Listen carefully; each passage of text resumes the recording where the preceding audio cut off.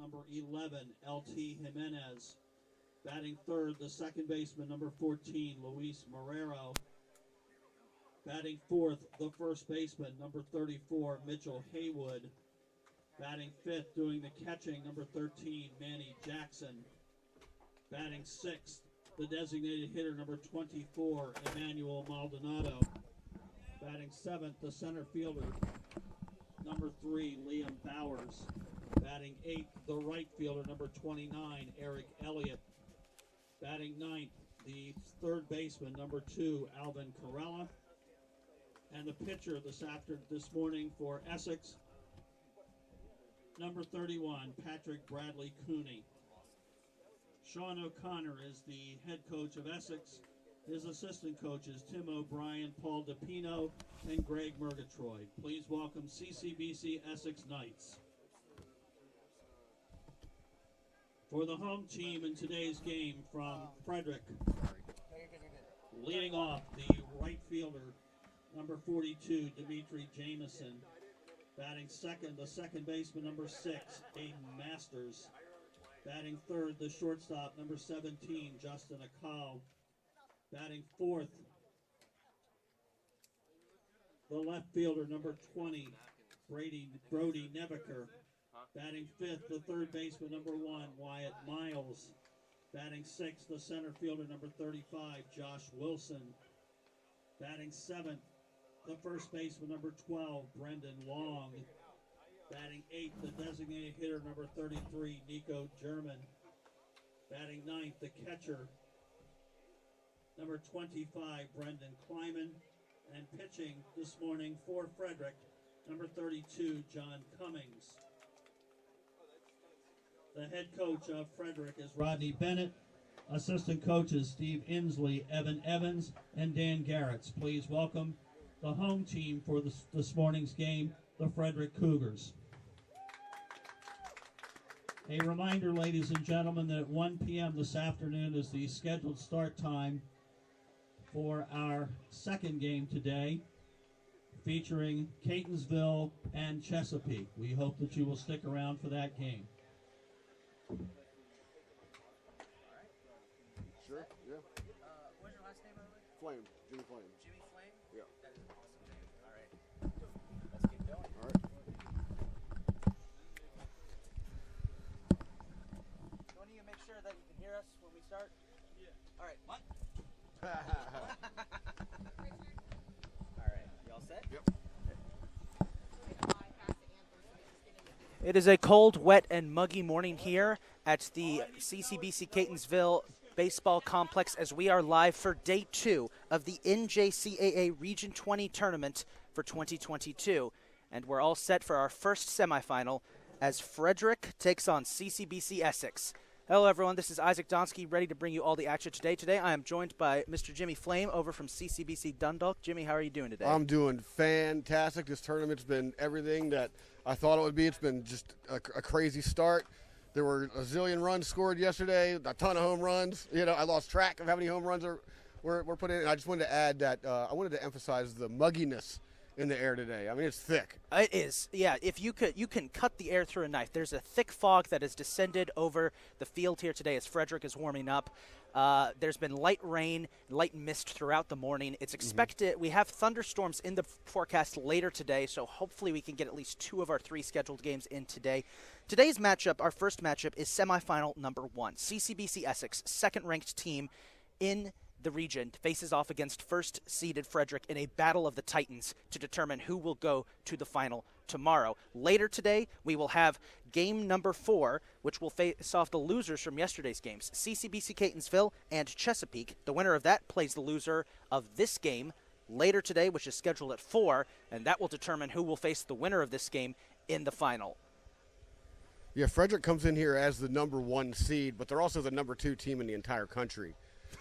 They're a force to be reckoned with. You know, up and down the lineup, I mean, they can beat you just about any way you can think of in this game. And looking at their lineup, like yesterday when I was, as the lineups kept popping up, I'm just looking. It's like, here's a 300 hitter. Here's a 300-plus hitter. Here's a 400 hitter. Here's another 300 hitter. Here's someone who hit a zillion home. You know, it's just up and down the lineup. These guys can beat you. And the way Essex can win this game is to strike early and strike often. And this is an Essex team. Yesterday's quarterfinal games, Essex defeated Catonsville in a track meet 20-17. Right. More of a football score Yeah. than an actual baseball score. In fact, we had a commenter on Twitter who responded to our live Twitter feed of the game asking, is this for a lacrosse game or baseball? So there was some Exactly. confusion. Frederick, meanwhile, took care of business against Chesapeake 10-5. So you have two teams that scored a combined 30 runs facing off on a muggy Saturday morning.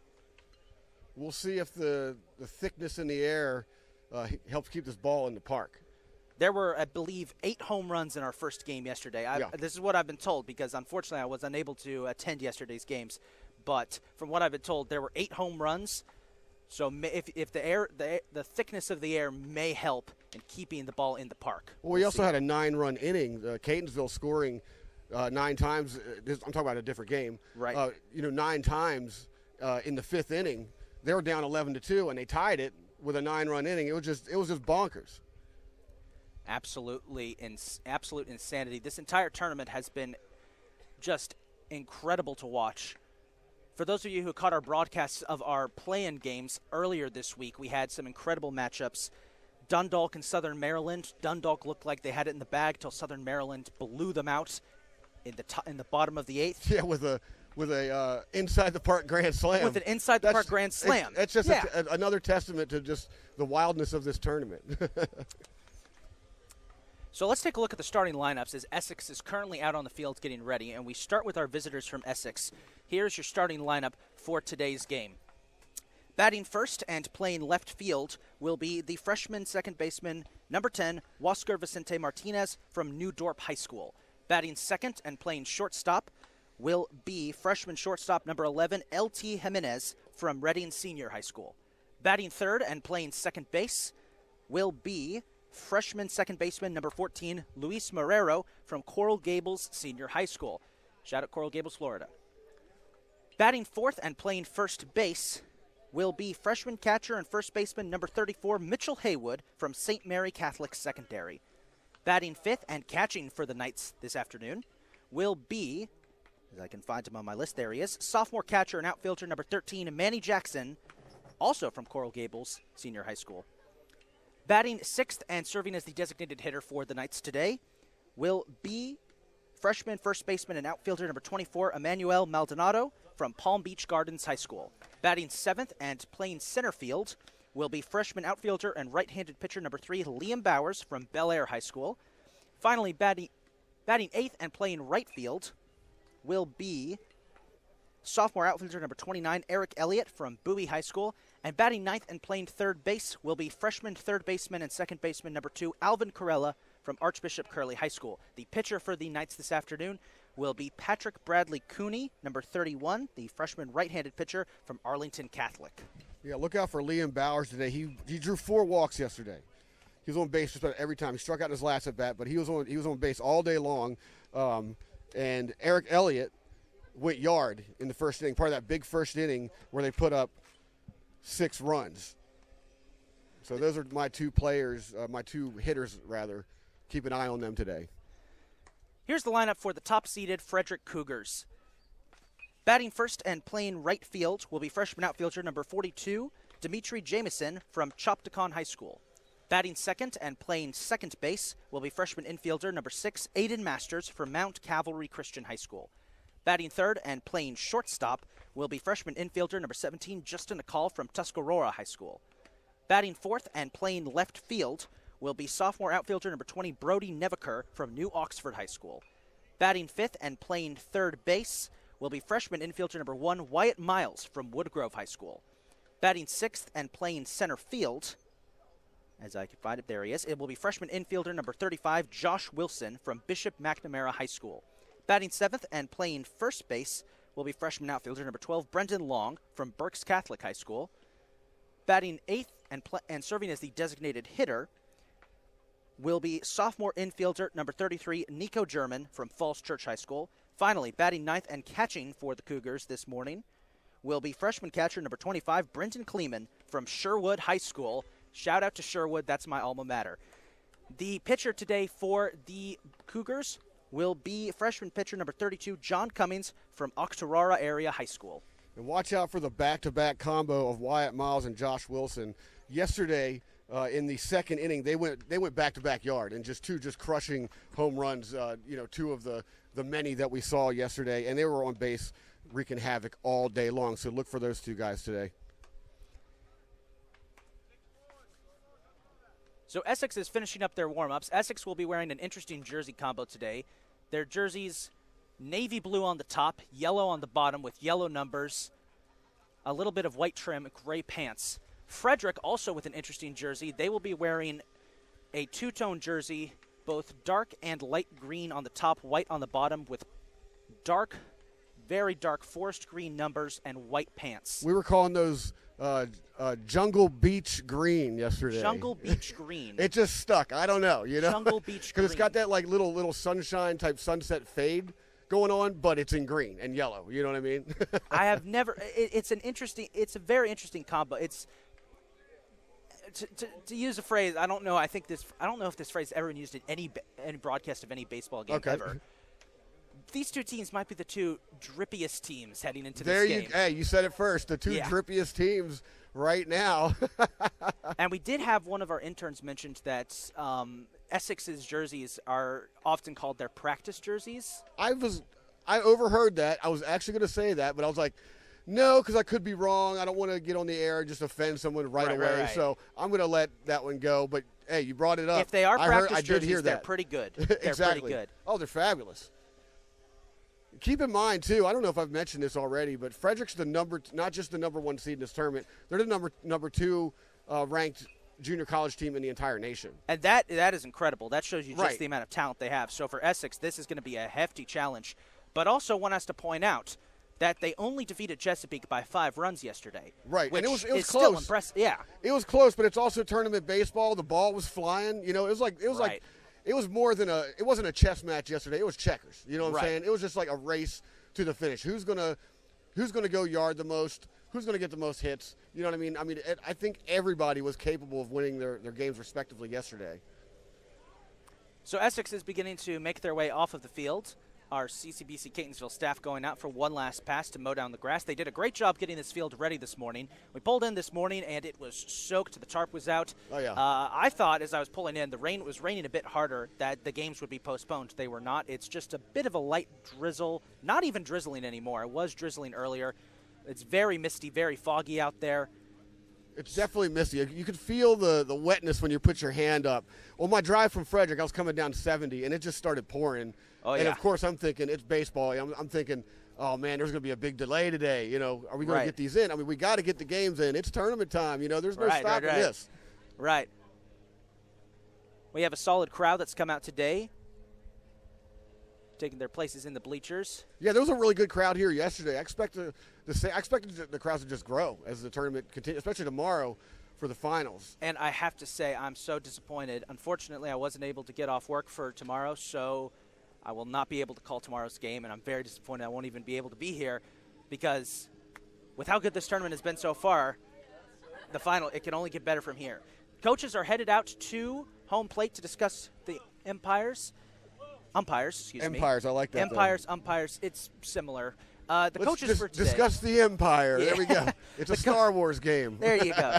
The coaches for today, for Essex, head coach Sean O'Connor, assistant coaches Tim O'Brien, Paul DePino, and Greg Murgatroyd, athletic director Greg Whitkop.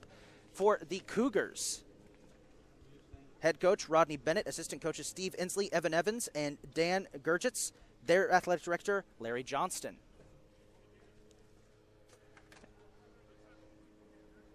Gotta love it when the manager comes out wearing a hard hat. You know what I mean? The flapless hard hat, just a straight up the old school catcher's hat. Helmet, rather. It's not really. It's a hat, but it's a helmet. And quick shout out to Catonsville coach Dan Blue, who is out there currently getting the fields ready, driving a gator around there, getting the fields raked up. I saw quite a few Catonsville players out here, raking and pushing water around. They had the full team tarp out here. Yeah, exactly. I think that's always really. You see that at the junior college level, and I think that's just fantastic. Out here, grooming your own field. Oh yeah. Also got our athletic director here at CCBC Catonsville, Melissa Miller, out there. Big shout out to everybody here who works here at CCBC Catonsville who's helped us put on this region tournament so far. All of our interns, part-time, full-time staff, our head of athletics, Brian Farrell, our athletic director, Melissa Miller. Something I just noticed with this with the outfield fence is you have these little openings in the covering. Right. Is that so kids can walk up and kind of peek through the fence like old school style? I think so. I wouldn't say. I have noticed there have been several games this season that Catonsville has played where a ball has gotten trapped under that opening. Oh no, really? And, yeah, wow, and we've had okay. a couple games where what should have been a single or a double has turned into either a triple or multiple RBIs because the ball has gotten stuck. So if the ball gets stuck on there, can't the player just raise his hands and kill the play? I would assume it hasn't happened yet. I think players have just tried to dig it out. Because I'd imagine that's one of the things that was discussed here at home plate. Yeah. Is that outfield wall, the tarps. We got some benches on the side as well. We got a few obstacles on both sides of the foul territory. Right. Got a member of our Catonsville softball team out there, Mackenzie Brooks, who's helping get the field prepared. Keep raking that dirt.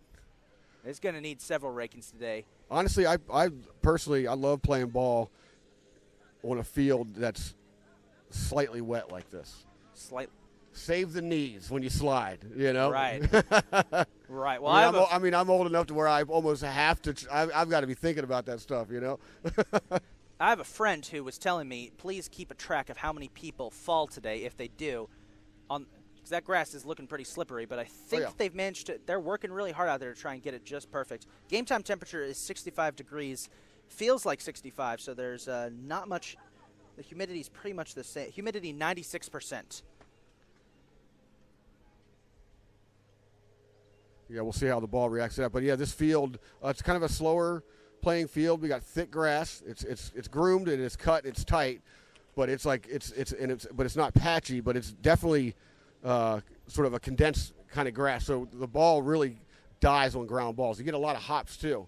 We saw a lot of bad hops yesterday as a result, and it seemed like Catonsville had dealt with those plays a little bit better than everybody else because they're here, the whole season. And I gotta say, it's kind of strange calling them as the away team. Talk about the top of the inning in Catonsville, and it's their field. But by seeding, that's how it goes in tournament. During tournament. May be the away team today based on seeding as they lost Game 1. The loser of Game 1 is the away team. So Catonsville, again, will most likely be the away team, which just sounds so weird saying it. So weird. Right. But enough about Catonsville. We'll talk about them plenty in Game 2. Yeah, we'll get to them later.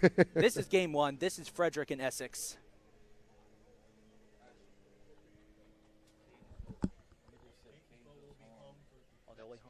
Okay, so confirmed. Will be. Okay, so Catonsville will be home. Okay. Thank you. So I had that written wrong on my bracket. My apologies. All good. We're allowed at least 8 to 10 mistakes per broadcast, so I usually get them all over with right away. Yeah, get them out in the opening. Get them out in the opening narration. There you go. Mispronounce somebody's name, give the wrong score, wrong count. So we're just waiting here for a minute. They're finishing up getting the field ready. That's Catonsville head coach Dan Blue out there in the. Looks like we got a pitcher warming up over there in the Essex bullpen. That is John Cummings. That's Patrick Bradley Cooney. Sorry, John Cummings is pitcher for Frederick. That is Patrick Bradley Cooney. Frederick's gathering there on the third base sideline, getting a little last-minute talk. And now they hit the field. All right. So pitching today for Frederick will be John Cummings, freshman number 32, coming out of Octorara Area High School. On the season, Cummings, 8 starts this season, perfect 7-0 win-loss record. He's pitched 2 complete games. ERA of 2.21, which is second best on the team, it looks like, out of their starting pitchers, averaging 6.64 strikes per game. Not exactly their ace. Their ace would be Danny Leo, Yeah, that guy was on fire yesterday. Yes, but he's already pitched this tournament, so he Cummings will get the start today. Pitched yesterday and just put on an absolute clinic. Aside from that home run in the first inning that he gave up, I mean, he was just lights out the rest of the way. So Cummings will be the pitcher. Catching will be Kleiman. First base, Long. Center base, Masters. Third base, Miles. Shortstop, Akal. And in the outfield, Nevaker left, Jamison right, center, Wilson.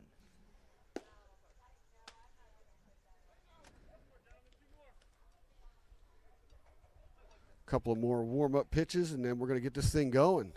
Leading off for the Knights will be the freshman second baseman, number 10, Huáscar Vicente Martinez, who will be playing left field today instead of his usual second base. On the season, 78 at-bats. He scored 17 runs, 21 hits, 2 home runs, in the top half of the first for and Essex, 18 off RBIs. fielder, number 10, Huáscar Vicente Martinez. And the voice you hear there is our very own Richard Keller, our PA announcer here at CCBC Catonsville, as we get settled in for Game 1 of semifinal day here at CCBC Catonsville in our Region 20 NJCAA tournament. Yeah, Vicente Martinez had himself a day yesterday, scoring 4 times. First pitch will immediately be fouled away into what we call here at Catonsville the void, which is that neighborhood behind us that all foul balls seem to go and disappear into. Oh, that's good to know. I didn't know what to call that. I was just calling it the trees yesterday. I started calling it that because every time a ball got hit back there, Right. it just disappeared and it took forever to go. Outside pitch, that'll be ball 1. Nice pop on that one. I'd be interested to see what kind of velo this guy's throwing. I've been saying forever we need to get a radar gun up in Right. here. 1-1 count. Nice curveball. Just gently dropped it in there, caught the corner. Martinez jumped back a little bit. That'll be strike 2. 1-2 count.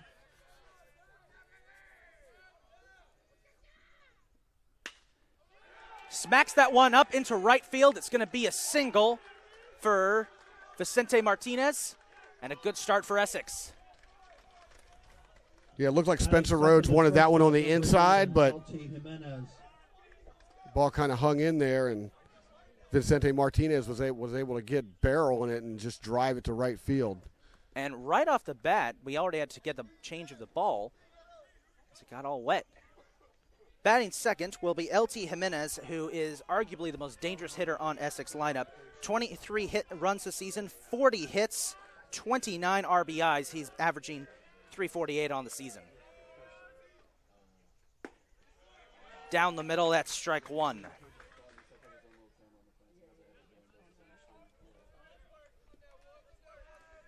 A little bit of a quiet bat yesterday. Got on base twice, though. .455 on base percentage. So the guy, oh, here comes a bunt attempt, and that's just going to pop up foul.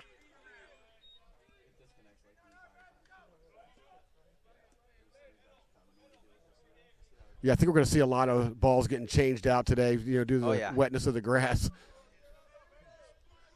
Definitely going to slow down the pace of the game just a tad, see if that has any impact on these two teams. 0-2 count for Jimenez.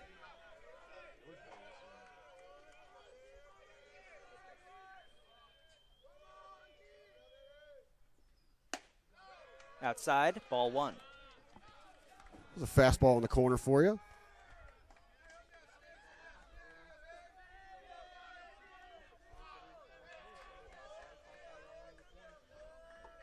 Martinez can run, and it is the tournament. There he goes. And he will take it as that one's fouled away.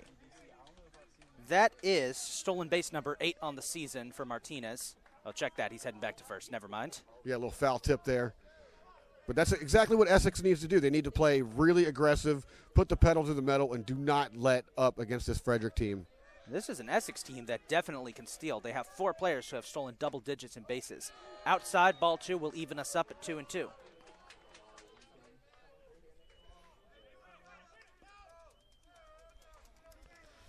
Whoops.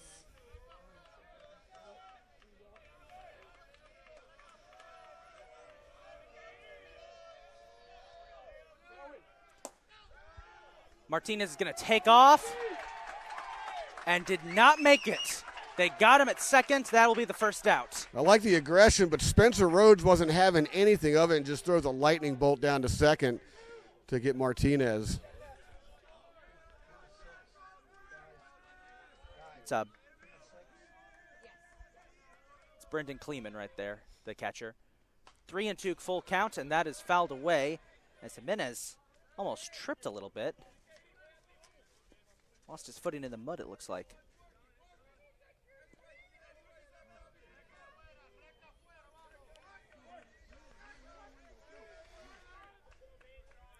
Remains a full count. Outside pitch, and that'll be a stroll to first base for Jimenez. Oh, Cummings really wanted that. Third, Barely, almost. It's like one of those 50-50 calls. Luis Marrero up next.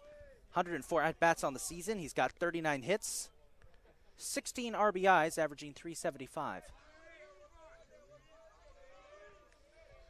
Let's see if Essex stays aggressive here, and he has to slide back. Gets his uniform a little dirty there. Trust me, these uniforms are going to be a nice shade of reddish brown by the end of today, based on how muddy the field is. Drops it in there. That's strike one. Shout out to our scoreboard operator who hit that so fast for a second. I thought there was already a strike on the board. I got my little digital scoreboard going here, so if you need to peek over. 0-1 count. It's going to take a second here to wipe the ball off. I think Frederick knows that Essex is going to be really aggressive. That's why you're seeing a lot of those lookovers. That one down in the dirt, that'll be ball one. And you have to be aggressive here. This one is pretty much, whoever wins this, they're in the final. The loser has to wait it out a couple more hours before playing. As that one's popped up into right field. The right fielder Jamison back got it. That's 2 away. Mitchell Haywood, first baseman, is up next. Batting fourth for Essex, the first baseman, number 34, Mitchell Haywood. Haywood normally plays the catching position, getting the start at first today. 23 hits on the season, 13 RBIs, averaging 245. Essex normal first baseman is Armando Prieto from Miami Jackson High School. He's on the bench today. That's strike one.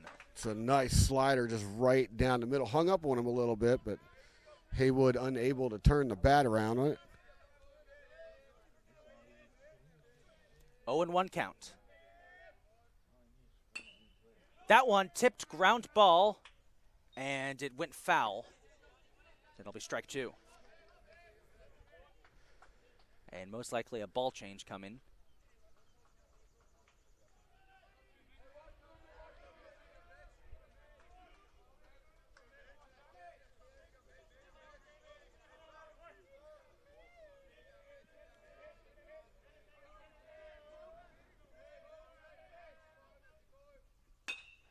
Smacked up, bounces through the dirt. Shortstop has to grab it, but runs out of time. Wow, Wyatt Miles just could not track that one. It was a chopper.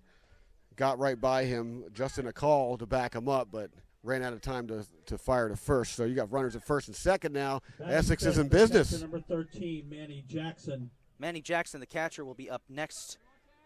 Jackson on the season, 24 total hits, 22 RBIs. He's averaging 247.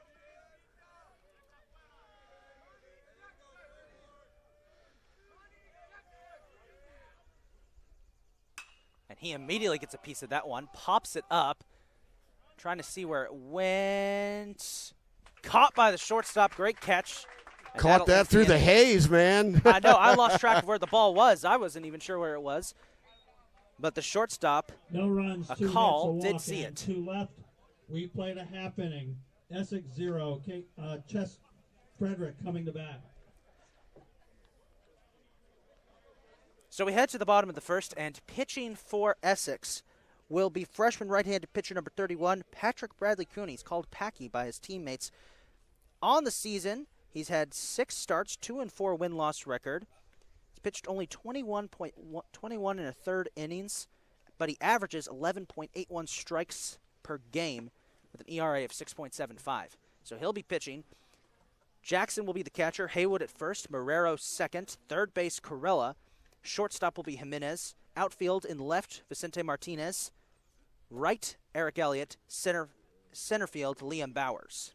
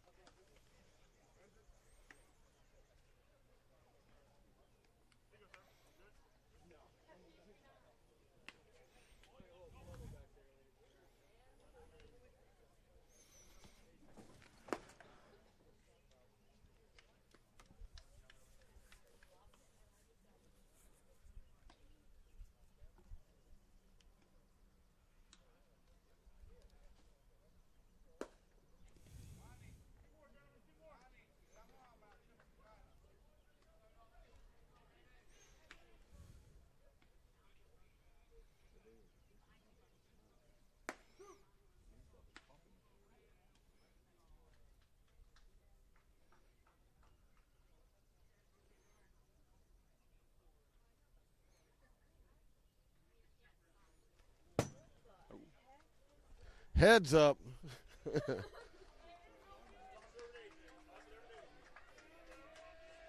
Leading off here for Frederick will be Dimitri Jamison, Leading off for Frederick in the home the half, right the fielder. first right fielder number 42, Dimitri Jamison. Yesterday he had a double and drew 2 walks. Pretty good day for him. 40 hits on the season. He's averaging 364 with 19 RBIs. He gets it there with strike one. Nice slicing action on that pitch. Right there on the corner. 0-1 count. That one just kind of blooped up. Second baseman trying to get it, but he loses it in the mud. It's going to be an error, a single, possibly off of an error. And they're going to give him an error there. So Bradley Cooney tried to jam him on that one, 2 consecutive pitches. He was able to get around on that one, and the ball took a wicked little bounce in the dirt there. Almost dug itself into the ground and popped out in like an opposite direction of where you'd think it would go, defying physics. Right. You know. Marrero just did. It looks like Marrero just couldn't hang on to it. Aiden Masters will be up next for Frederick. 140 at-bats this season. He's had 54 hits, averaging 386.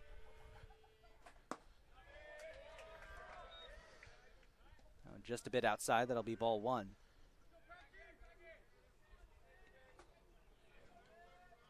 Jamison can run. He's attempted to steal bases 6 times this season. He's gone 50-50 on success-failure there. As that one way inside, Masters has to jump away from it. 2 consecutive fastballs here. Now we're in a hitter's count. Let's see if we get a challenge pitch here. In fact, I wouldn't be surprised to see something really hard, really right down the middle. 2-0 count. There you go. Hard down the middle and a strike as Masters swings and hits nothing but air. Well, you got to get back into the count, you know, and you've already shown him 2 fastballs. He sat on them. Why not just try to get back in the count by throwing something you know you can hit? 2-1 count here for Masters. And that one just a tad outside, ball 3.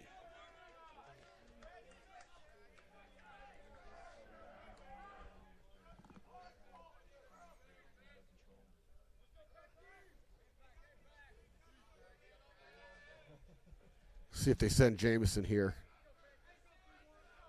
He's taking a bit of a lead off of first. Just a tad. They won't. Instead, it'll be another pitch that same place down in the corner just outside, and that'll send Masters to second. Batting third for Frederick, the shortstop, number 17, Justin Akal. Well, a walk advances Jamison just like O'Steele would, so. 2 on now, runner in scoring position. Justin Akal, the shortstop, up next. Akal, arguably the deadliest batter on Frederick's lineup. He's got 56 hits on the season, an average of 392 and 50 RBIs. Hit a big double in the third inning yesterday and scored a run. There's that fastball. 0-1 count.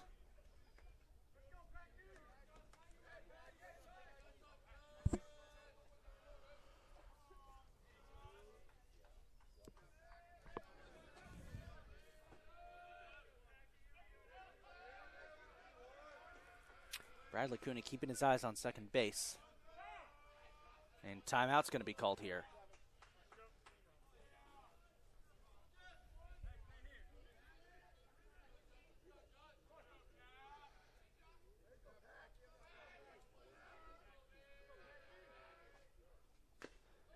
Swung on, he got a piece of it, but instead just knocks it back foul.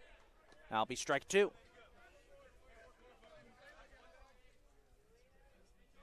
And right now we're witnessing one of the many ways that Frederick's able to get out ahead of teams early. Just patience at the plate, get runners on, and get a guy like this in the box and see if he can let one fly here.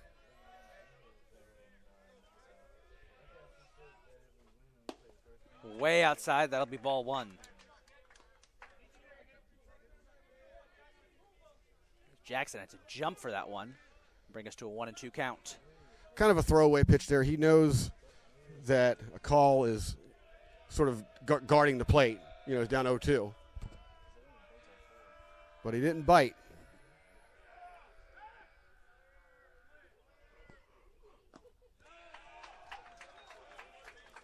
And that one outside again. Same place, little corner, just outside and down towards the dirt. That'll even things up at 2-2.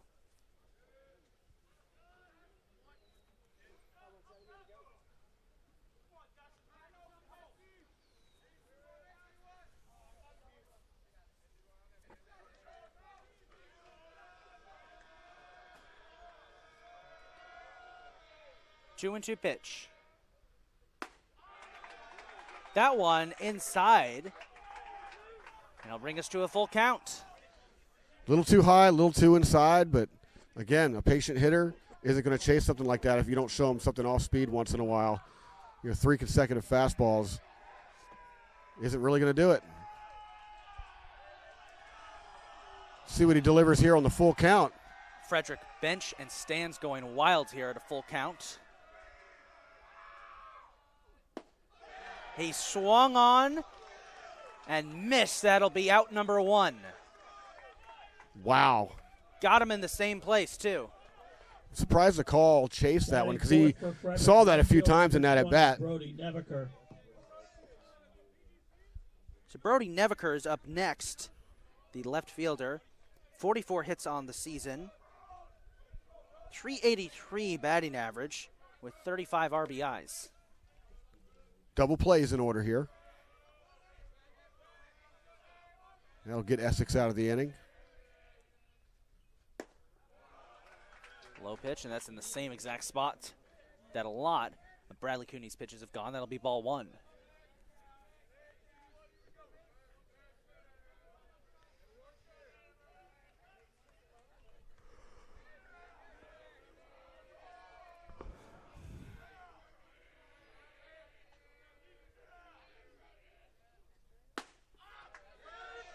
Got him there. Bradley Cooney had to lean away. Excuse me, Nevaker had to lean away from that one. Just caught the corner, the inside portion of the plate there. It looked a little bit farther inside because of how close, Nevaker is taking his stance there.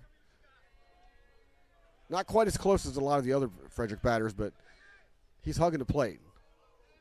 Bradley Cooney keeping his eyes once again on second. That one high. That'll be ball two.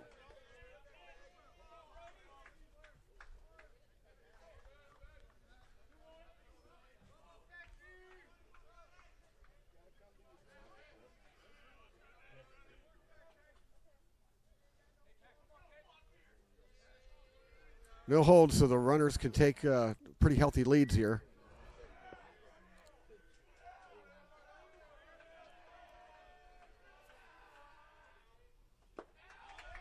Another low pitch. 3-1 count, and we're one ball away from loading the bases. Not an ideal situation for Essex here. Yeah, another one in the dirt there, fastball. And they all seem to be going in the same place. They all seem to be going that same little corner, just right to the right of the catcher. Yeah, perhaps Bradley Cooney's a little jacked up for the game. You know what I mean? 'Cause Right. he's definitely pulling his pitches. And we'll see if he can calm down here and get one in. 3-1 pitch. Nope. No, that one actually gets away from the catcher. We'll load the bases up.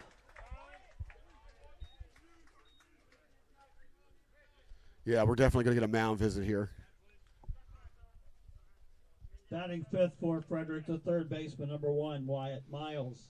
Wyatt Miles, third baseman, up next as here comes a mound visit, most likely to try and cool down Bradley Cooney. Wyatt Miles on the season, 120 at-bats, 40 hits, 33 RBIs. He's averaging .333 with a .700 slugging percentage. And Wyatt Miles started that home run parade back in the second inning yesterday. And every time he was at bat, there was some pop coming on, Right. Whether it was a foul or a line drive or something like that. But he ended up scoring twice yesterday. One, of course, courtesy of that blast. Drew a walk as well.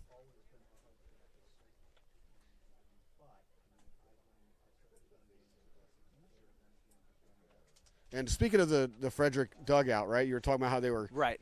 Yelling. And they were like that all day yesterday.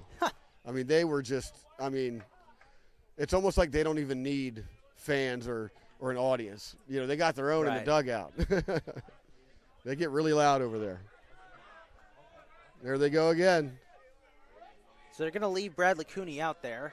The coach probably gave him a pep talk, cooling him down as he faces off against Miles. Bases juice. Nowhere for anyone to go. Inside pitch, ball 1.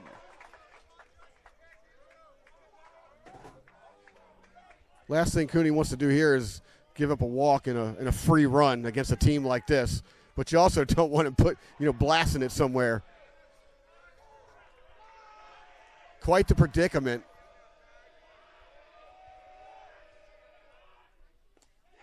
Wild pitch, got away from the catcher. 1 run is going to score.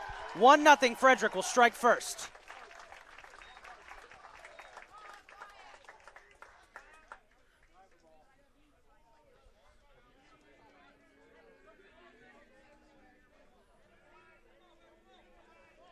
So Jamison comes home. 1-0. It's a 2-0 count here for Miles.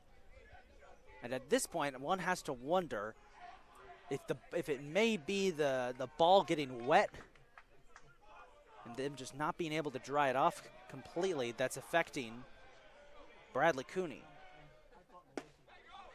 There's a strike after what seemed like an eternity. Well, he found his grip there. That's true. Brings us to a 2-1 count. He's got runners at second and third to deal with, but right now his focus should be 100% on the batter. If you're Essex, you're willing to concede the run if you have to, but they got the infield in. Hit that one, and I think it bounced off of either the umpire or the catcher's face mask. So anything on the ground in the infield's probably coming home. Right. As long as you don't see one of those wicked hops out of this grass. Leaving things up at 2-2. Saw that happen a couple of times during the preliminary play-in games on Tuesday here. A couple of, seemed like for the first time, like 3 or 4 times each game, either the catcher or the umpire got hit by the bat or the ball. Oh, wow. Oh, he holds on to it. And he missed. That's out number 2.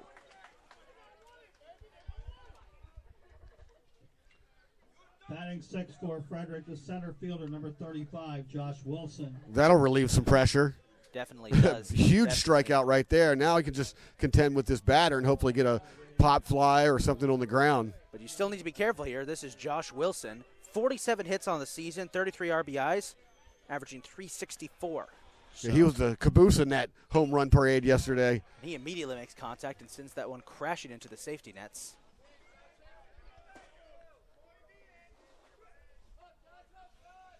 Oh, 1-1 count. got to feel pretty good if you're Essex, if you can manage to get out of this inning just giving up 1 run. That's going to be fouled again as it goes landing over near the Essex bullpen. And Wilson in an 0-2 hole right off the bat.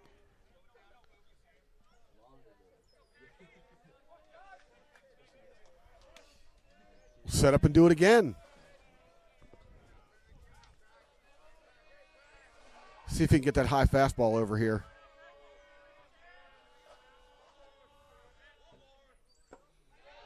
Up, he goes low. Low pitch, ball 1.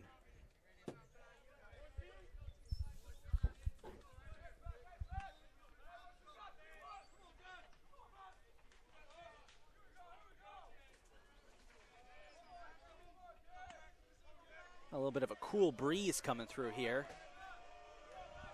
Feels kind of nice. It does feel nice. The last couple of days have been really hot and muggy across Maryland. Wilson pops that one up into foul territory. Haywood has a chance. Oh, nope, man. Lands in the dugout. Give it a good shot there. Haywood ran over to the dugout, his own dugout, tried to reach in for it, was just a little bit too far.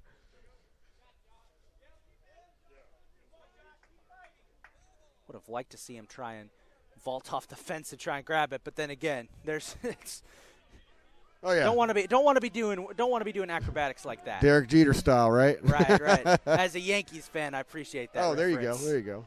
Hey, dude, I love me some Giancarlo Stanton. Oh yeah, 1-2 count. And one of the reasons why I love that guy so much, even though he's a Yankee, because I'm an O's fan, just right, to be clear, is because when I was working down in New Orleans for the Zephyrs, up in the press box, Miami Marlins AAA. When he was coming up, we got him for a while, and it was just so cool to see that guy like that close. And he was a man playing a bunch of children out there. That the way the ball sounded off that guy's bat was just different. Wild pitch got away from the catcher again. Actually, not even a wild pitch. The catcher just couldn't handle it. Another guy to a full count. Another guy who kind of had that same impact was Chris Bryant when he was coming up. Right. His last games with the I-Cubs were down in New Orleans, and I was working those games. And, it was the same thing. It was like when that guy hit the ball, it just sounded different than everybody else. And his last at-bat, he hit a home run all the way out the Airline Drive that was just probably one of the longest home runs I've ever seen. Full count here for Wilson. Oh! That was inside. He really had to dodge away from it Matrix style. He'll walk and the bases are loaded once again. It'll bring up the first baseman. First baseman number 12, Brendan Long. Only 55 at-bats this season. Long has only had 18 hits, averaging .327. He was out there playing first base, trading duties. But he's been in both games here in the tournament so far. And he also has to dodge away from it. A lot of pitches going inside here.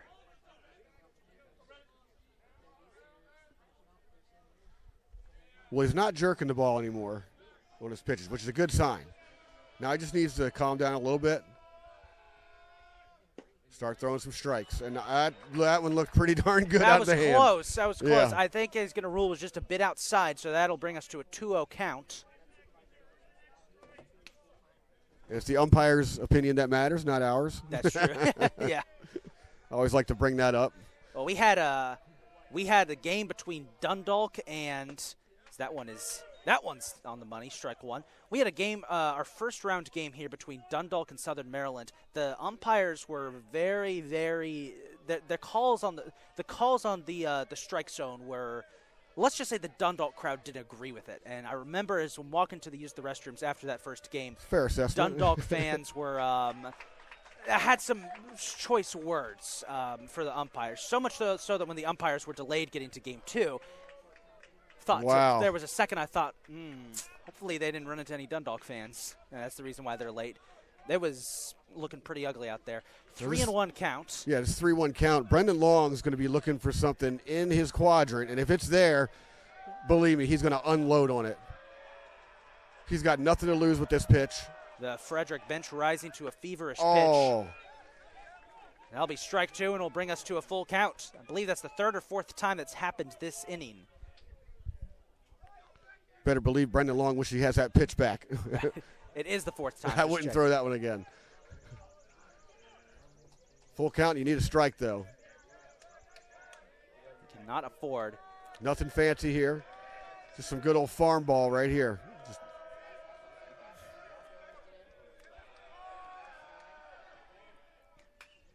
He'll foul it away. The runners all went.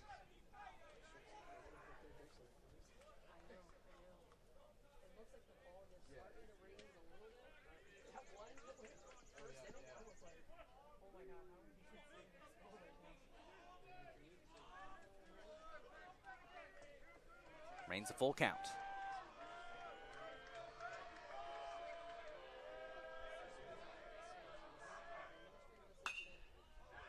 Pops that one up, and it disappears off into the... Oh. Thought it was going to disappear. Into the stands. No, into the stands. Big crash there.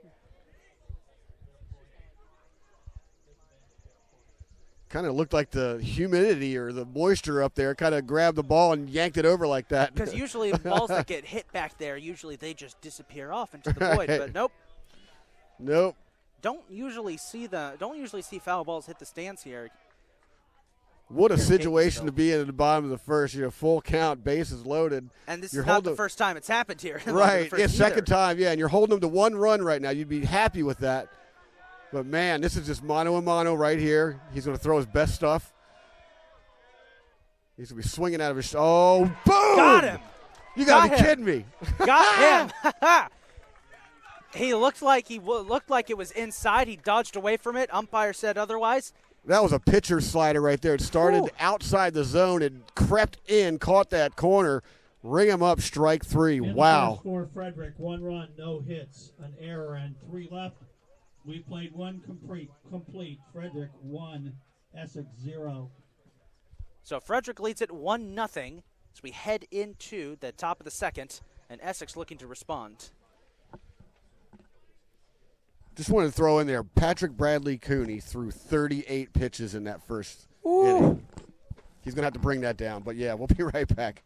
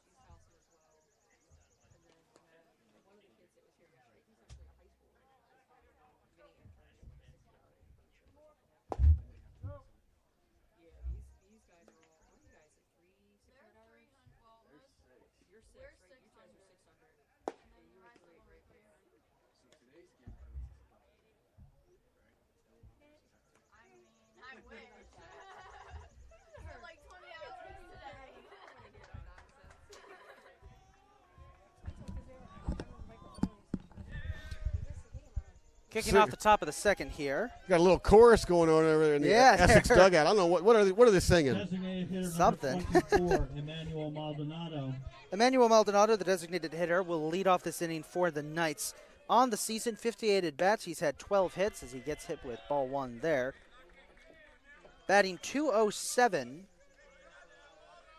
with 10 RBIs. And he knocks that one off the pitcher. They'll get him out at first regardless. That was a nasty sound there. Did that hit the pitcher or did it bounce off his glove? It hit him right in the shin. Oof. And he's just walking around like, that ain't no thing. It's tournament time. We do have our athletic trainer, Abby, on standby here. She got a workout in our preliminary games here at Catonsville on Tuesday with multiple injuries. Catonsville's catcher, Lexi's Calderon, we joked, needed a full ice bath. He got hit multiple times. Center fielder number 3, Liam Bowers. We saw quite a few comebackers yesterday. They're going to give him a chance to throw a few pitches here. Make sure he's all good. Liam Bowers, the center fielder, is up next. On the season, 26 total hits, 9 RBIs, averaging .342. He was on base almost every time yesterday. 4 walks, scored One's low. every Ball one. time. Bowers is, if I can pull it up here, here it is. Bowers does have a 490 on base percentage. More impressively, 500 slugging percentage, which is second best on the entire team. There's strike one.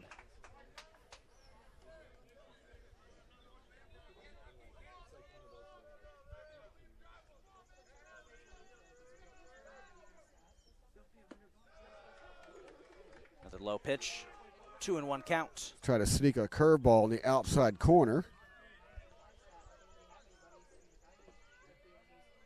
Close, but no cigar. Ooh. Ooh.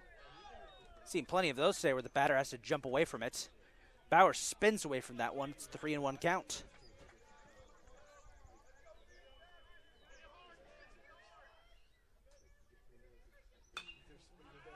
Got a piece of that as he fouls it off. That probably lands somewhere past the trees in our soccer field. Will bring us to a full count. See if Bowers can straighten one out here. Oh, looked at. Oh, man. Got him looking. And that's one of those pitches where, you know, you might look at it and say, how did he not turn on that one? Right, right down the middle. Eric Elliott. I think he was looking for that curveball, though, and he just got crossed up. Eric Elliott, the right fielder, is up next. 84 bats this season. He's had 22 total hits, 19 RBIs, averaging 262, but has an on-base percentage of 402. Big swing there. And he misses that first one for strike one.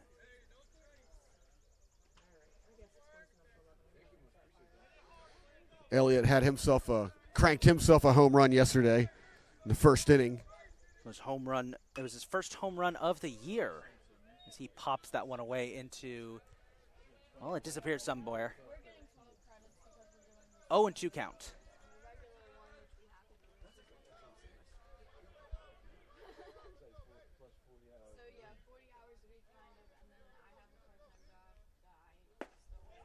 Almost went. Just managed to stop himself, and that'll be 1-2. Curveball, he's got breaks really abruptly.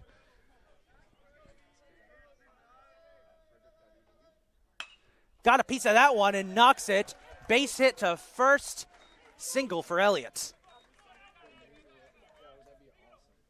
Pretty weird line score right now. Essex already has 2 hits, no runs. Meanwhile, they trail 1-0. Frederick didn't have a single hit in the first. Frederick had an inning like that yesterday where they scored runs with no hits. Right. Like you never, like as the opposing team, I mean, you never want to see that. Alvin Corella is up next, the freshman third baseman. 26 hits on the season, 14 RBIs. It's pretty solid numbers in the averages, .310 batting average as he gets a nice ground ball, shoots up, second baseman jostles it, tosses it to first, and that'll do it. Second baseman Masters kind of had to juggle He did a that one. little juggling act out there. That's the field. I mean, the wet weather, the ball bounces around a lot, but he was able to handle it, fired to first, took care of business. It is Frederick 1, Essex 0. So Essex got some good contact that inning, but unfortunately, nothing to show for it. We head to the bottom of the second now. Due up for Frederick will be the designated hitter, Nico German. Excuse me. There you go. I was wanting to call him Herman yesterday because that's how sometimes it's pronounced, but I always defer to the PA announcer. Oh, yeah. and Richard Keller, our PA announcer, is one of the best to do it. First day working here, I was up in the press box with him just observing, learning how to do this, how to do play-by-play, and he says, number one rule, make sure you get the names right. Make sure you get the names right first off because you don't want to be look like that fool who just is pronouncing them how they look instead of how they should be. Sage advice there. Oh, yeah. Yes, it is. It is. Yeah, because a listener will forgive you for a lot as long as you get the names right. Oh, yeah. Now, folks, if you do happen to hear someone's stomach growling up here, that may or may not be me because in just a little bit, our Catonsville softball team will be firing up the grills. They're running concessions here at our baseball field today for the tournament. I had it fired up yesterday, man. I was just, I had a field day with those hot dogs. I'm telling you. I'm in need of a hot dog today. There you go. I was gonna say also, if you hear the stomach growling in stereo, it's because I'm right there with you. Right. Got a packed press box today, along with two of us up here. We got our PA announcer Richard. Got a couple of our entrants. We got Michael doing live stats, Spencer on the scoreboard, Wyatt, one of our part-time employees, doing our overlay, and we got Bree running social media up here. In the second for Frederick, the number 8 batter, designated hitter number 33, Nico German. I got followed by Catonsville on Twitter yesterday. That was my big moment. All right, here we go. Let's see if Essex can get a quicker inning this time around. Well, Nico German, he's got 32 hits on the season. Oh, no, that doesn't help. He got slammed right in the knee. Oh, boy.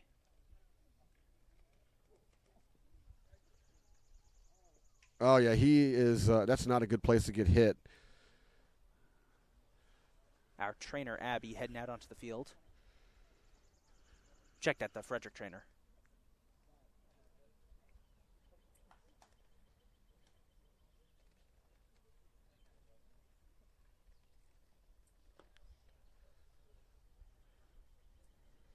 And it got quiet real quick here.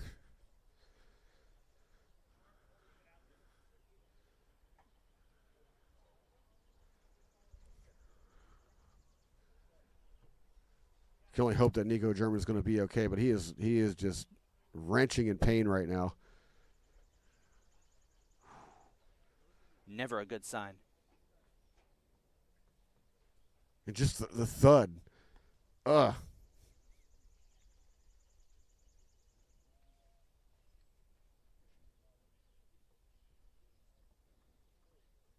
Well, he's up on his feet, and that's a good sign.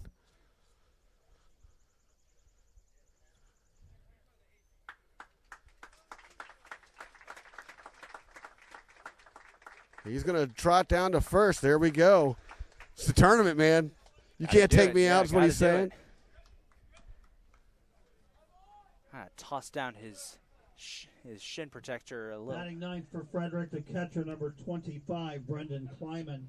Brendan Kleiman, the catcher, will be up next. Do I got the wrong catcher put in here? Yeah, it should be. Spencer Rhodes. Nah, it's Brendan Kleiman. Not the usual starting catcher. He's only got 24 plate appearances, only 8 hits on the season, averaging .333. But he does have the best on base percentage of the entire team, 556. Brendan. Put him on. There's ball 1. Where is he? Brendan Kleiman, number 25. Gotcha. Thank you. Graduate of Sherwood High School, my alma mater. Go class of 2016. Kleiman looked for a bunt there, didn't get it. 2-0 count.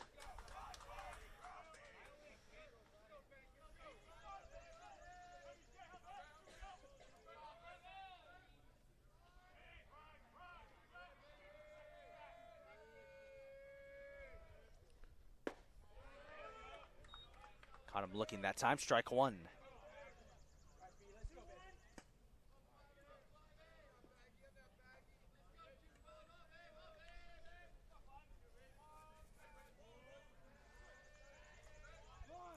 Going for a bunt again. No luck, and he's hit with strike 2. I like the aggression there, going for the bunt to send the runner.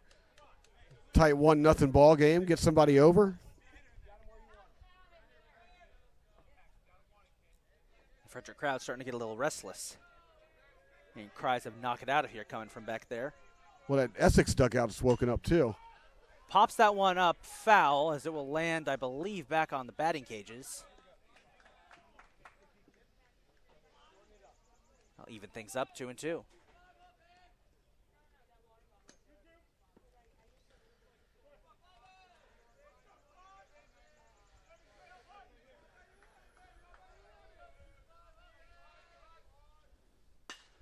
Does manage to knock that one There's fair a shot into right field. German's coming down to third, and he's going to go home. Play at the plate. Nico German He's in. got He's it. in. The catcher dropped it.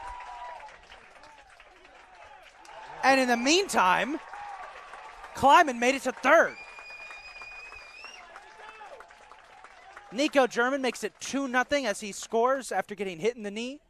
Brendan Kleiman with a huge RBI triple. And it's 2-0 as we're back to the top of the order. And Dimitri Jamison. Right fielder number 42, Dimitri Jamison, top of the order. What a way to answer after getting hit square in the knee with a ball to be on first, to be driven in all the way from first to home. I thought he was going to stay at third. I thought he would stay at third. Oh, he was because going. Of what happened, but no, he was just chugging. Did not yeah. slow down. You could see him when he came around second. He was already thinking about home.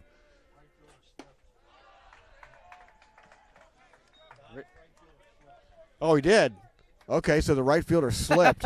In our excitement Perhaps of watching helping. German circle the bases, Yeah, exactly. Yeah, the right fielder. We didn't even notice the right fielder, Eric Elliott, slip while trying to scoop up that ball.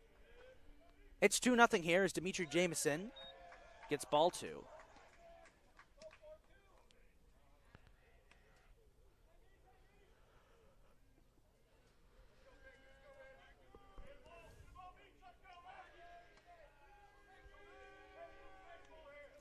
Two-0 count. That was close. Very close.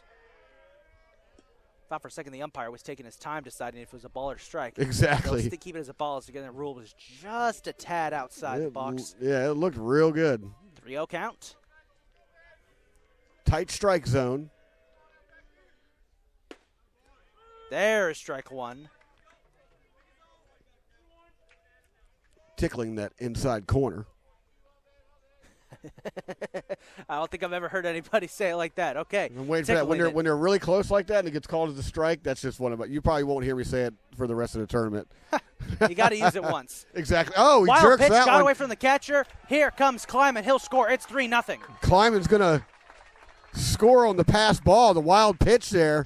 Wow, and Frederick's just extending their lead there. Frederick's taking full advantage of Bradley Cooney's woes up on the mound. That was ball 4, so that'll send Jamison to first, and we'll bring up Aiden Masters.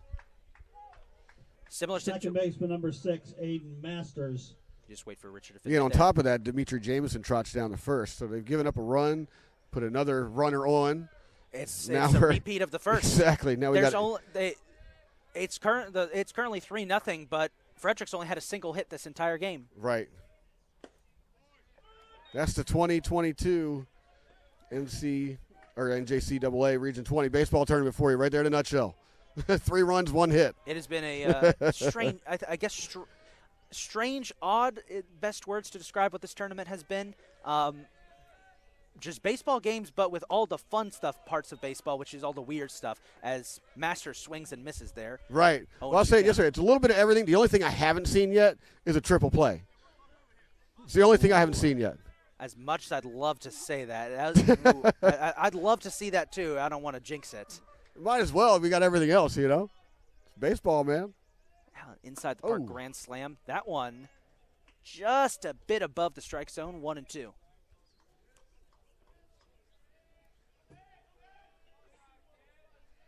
Yeah, that one's slicing just high of that Frederick logo on the front of his jersey. Ooh. Dodges away from that one.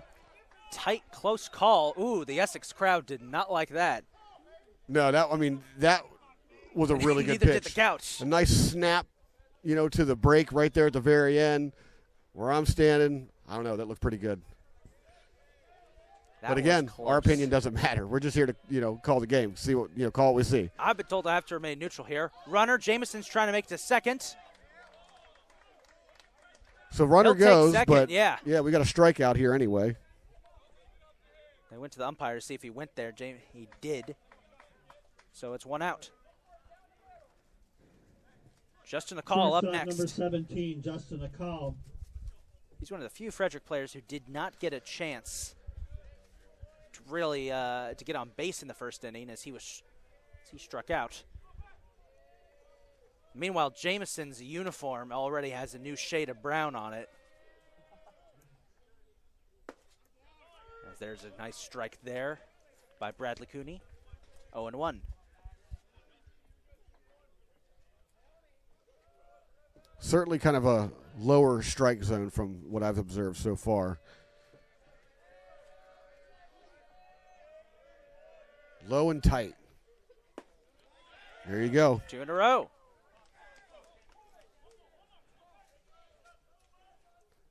Bradley Cooney looks like he's calmed down just a bit here. Yeah, I mean a low and tight strike zone favors the pitcher, because the batters have to really go down after these balls, and we'll see how this helps tell the story of the game. Oh my! Ooh, that was very close. Very nice pitch. I thought that was going to hit him at first. Curved away at the last second. It's a really good pitch there because the hitters, a call's protecting here, and but that pitch did kind of the opposite of what you're trying to do. Right. It started outside the zone and then kind of dropped in or made its way back towards the zone. What you want to do is start it in the zone and have it drop out, like that one right there. And he almost got him to chase, but yeah, he pulled back at the last second. I'd throw that pitch again. My nose deceives me. I smell ground beef cooking. Right. The concession stand being right behind our booth is gonna. Oh, that's gonna be fun. That's gonna be fun. Nothing smells better than a smoky grill at a baseball game. I know. Man. There's something about it. It's just different. It's just different.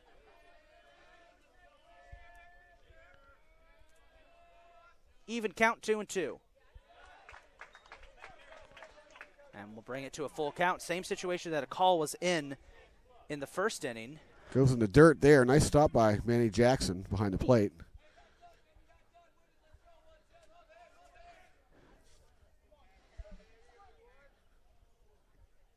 See what happens. Full count. Nothing fancy here.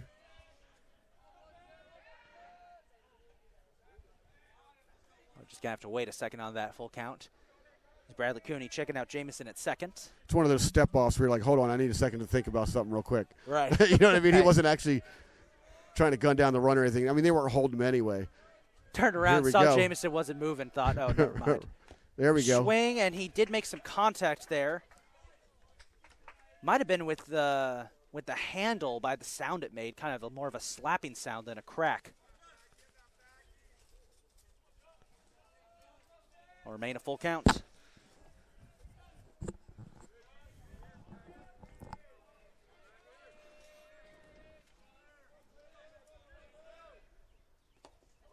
There he goes. Did he go? Drop the strike. And he completes it. And that will be out number 2. Looked like he went for a second. Jackson dropped the strike. A call takes off, and for the second time today, the top batter for Frederick is held in check. Left fielder number 20, Brody Nevaker. Brody Nevaker, left fielder, up next.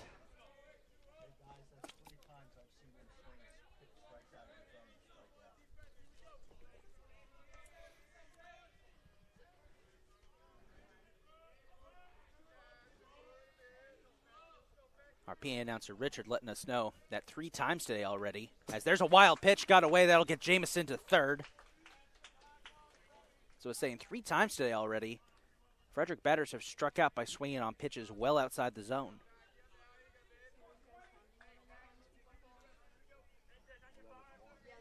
It's also a testament of that slider he's got, with that wicked break right there at the end. It's got a nice abrupt hook to it. And, yeah, you're going to get batters chasing that one all day long if you could start it in the zone, make it look good, and then have it break to the outside. And then your fastball on top of it has the same sort of delivery, same sort of look. Strike right there. That's the one thing. I've been calling baseball games now for a couple of months now, and that's the one thing I'm still working on figuring out is trying to differentiate the different pitches. We're getting better at it. Right. Well, if you're unsure and it's slow, it's a breaker. Right. That everything else is a fastball. Yeah. And then you'll start, the more you work, the more you'll start picking up on the various pitches. It's definitely gotten better. I will say this, I don't, not to toot my own horn, I've definitely gotten better at it. But still, every so often, it's like, ooh, this is why I'm glad I have a color guy here today, because that's the kind of context that we need, especially for a region tournament. There we go. I'll even take liberties and try to guess pitches on occasion. I've been a pitcher, so Right. and I've been a batter, so it's like, here's what I would do. Swung. Did he hold on to it? Well, he hit Jackson. Did not. Ouch. Ooh. You know what is so strange? That has been happening way too often this tournament, of batters getting hit or catchers being hit in the worst possible place.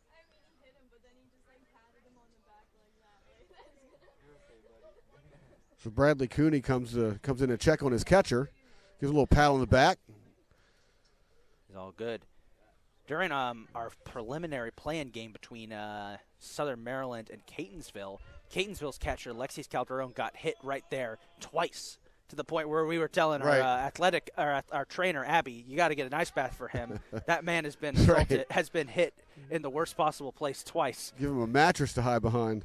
And that is why we thank the good Lord above for the invention of the cup. All right, Nevaker digs in. Yeah. 1-2 count. Another wild pitch. 2-2. Nice stop there by Manny Jackson again. I mean, he's getting beat up back there. He is. One Tough has to guy, wonder though, man. at this point if the Essex coaches are possibly thinking what they're going to do. Are they going to keep Bradley Cooney in here, or if he keeps throwing wild pitches? Oh, he ain't coming out. Oh, are you talking about the pitcher? Yeah. They're gonna work some innings out of him. I mean, there's nobody over in the bullpen right now. They got someone standing up, but he's not throwing. That looks to but be. But they need innings. I mean, this is a long tournament.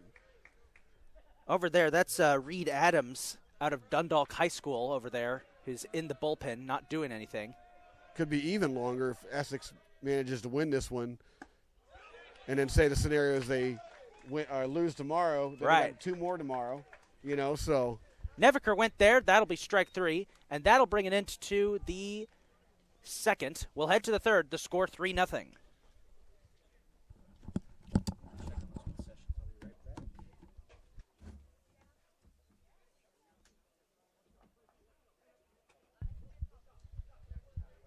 In the second for Frederick, 2 runs, a base hit, no errors, and 1 left. We played 2 complete. It's now Frederick 3, Essex 0. I'm loving this digital scorecard.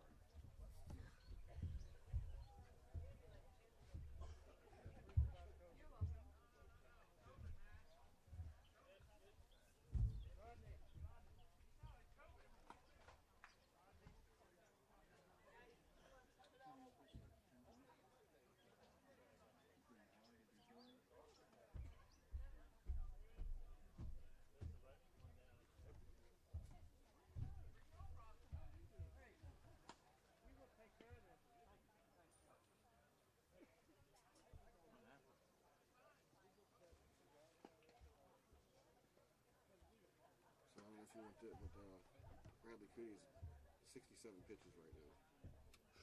Oh boy. Yeah, that might be part of your story. Oh yeah. Start doing a kind of a pitch countdown. Whenever you want it, just let me know and I can bring it up.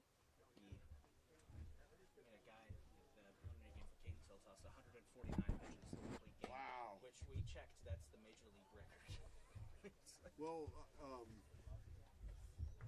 think Nolan Ryan threw 200 plus one time. Okay. Could be wrong, but that might have been 2 games. I don't know, but I remember that was like one of the most insane stats I've ever read. Right.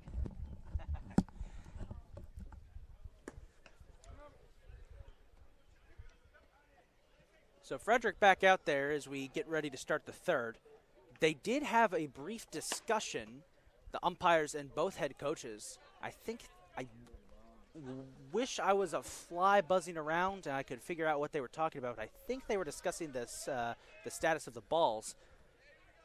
So we've had plenty of balls jump away from batters and infielders throughout this game so far. Yeah, we see quite a few wild pitches as well.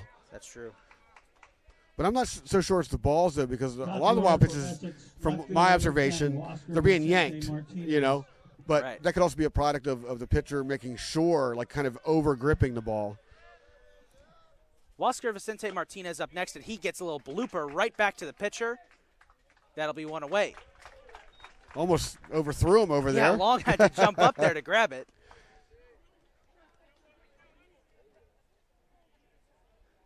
LT Jimenez, the shortstop, up next for the Shortstop Knights. number 11, LT Jimenez.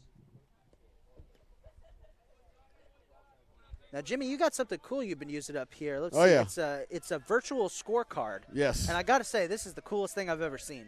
I love it. I mean, I do typically keep a analog scorecard, if you will, Right. with a pencil, pen, paper, the old school way. But I really like this thing because it gives me my numbers so fast. I don't have to count strikeouts. It keeps track of pitches for me. It's amazing. That's awesome. Anything to help us here in the booth, I'm all about it. you know? Yeah. 1-1 count here as there's strike one.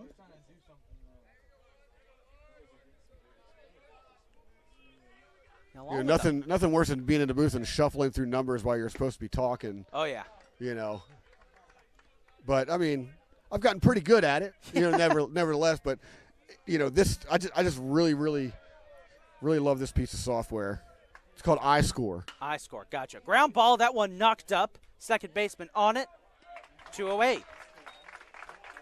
Little dribbler there to the second baseman. He scoots a little bit to his left towards first. Second baseman Picks it up, fires Luis over. Marrero. Good defensive plays here by Frederick.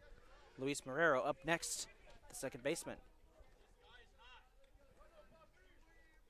Now the fog is really thickened here around the stadium to the point where I can't see the buildings that make up our CCBC Catonsville campus. That's how thick it's gotten. Yeah, and the trees have sort of taken on a mat toward a type of appearance. Yeah, they have. You know what I mean? They have. It's getting to the point. It's not to that point yet, but we should keep an eye on if it might get to the point where the outfield starts to become a little misty. If it starts to get a little blurry looking at the outfield, then we'll know. Drops a nice little curveball right down Main Street for a strike. But yeah, I mean, think about like high pop fly balls too. Right. They might have a little trouble gauging. I've already these. lost track of a couple of them. That one way outside. Ball 2.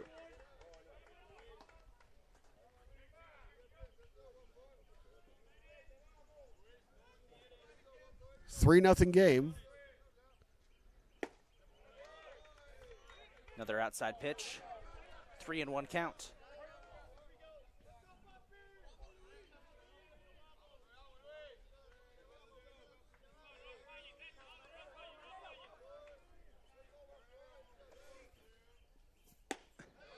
Ball 4. It'll be a Saturday morning stroll to first here for Marrero.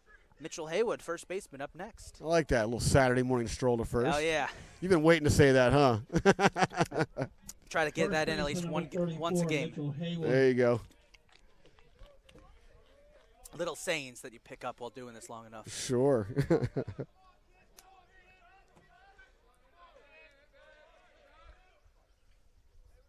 Let's see what Haywood can do here.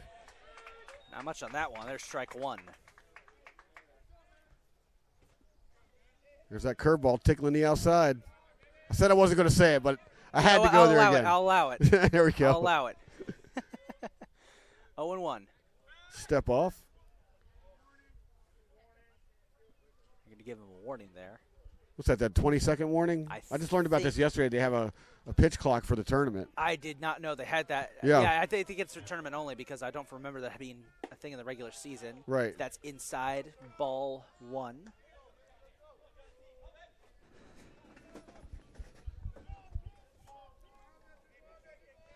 One count.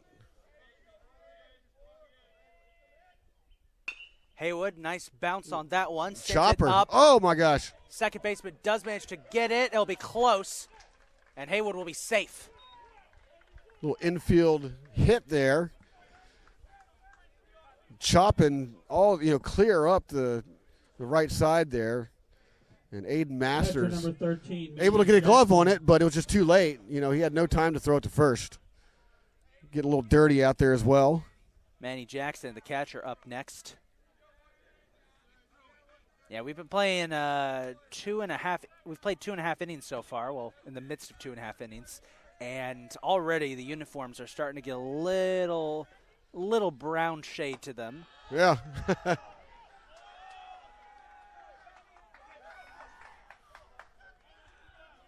1-0 count. Well, the tying run is at the plate, and Jackson, he can jack him. Timeout called here.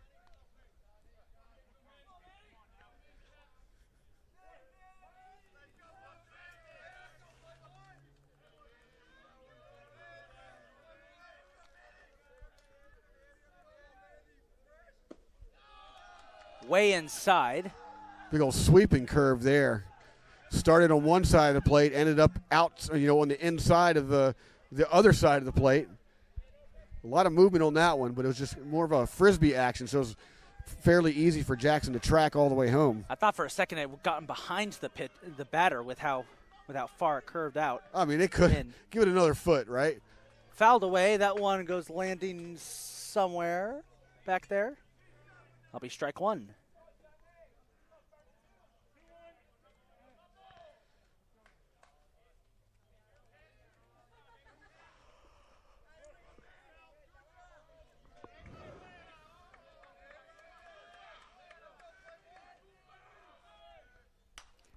Jackson will pop that one up. Watch out, watch out.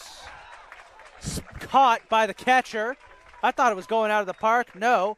Kleiman jumped back to get it, and that'll bring it into the top of the third. So a great defensive stand here by Frederick. They remain up ahead, up 3-0 as we head to the bottom of the third. The Cougars looking to extend their lead.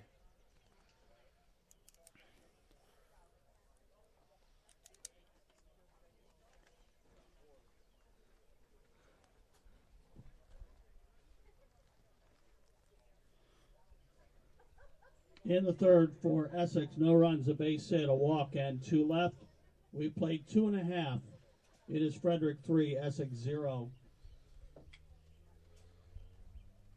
Might want to bring up at the top of when you come back, that his pitch count is almost a 7.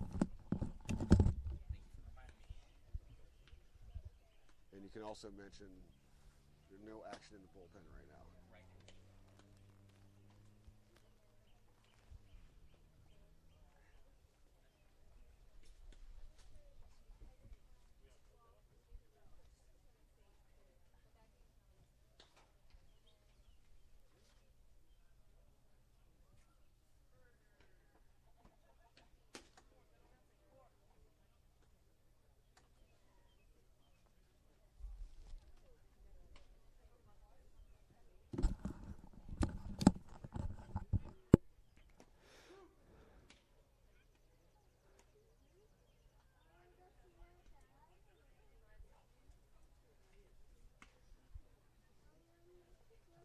Into the bottom of the third we go.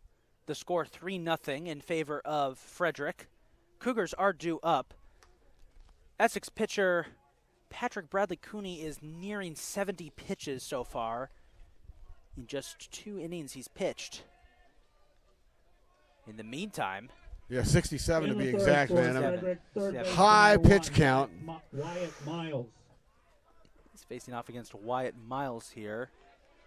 And there's no action in the bullpen at the moment for Essex as that one slams right in front of us for ball 1.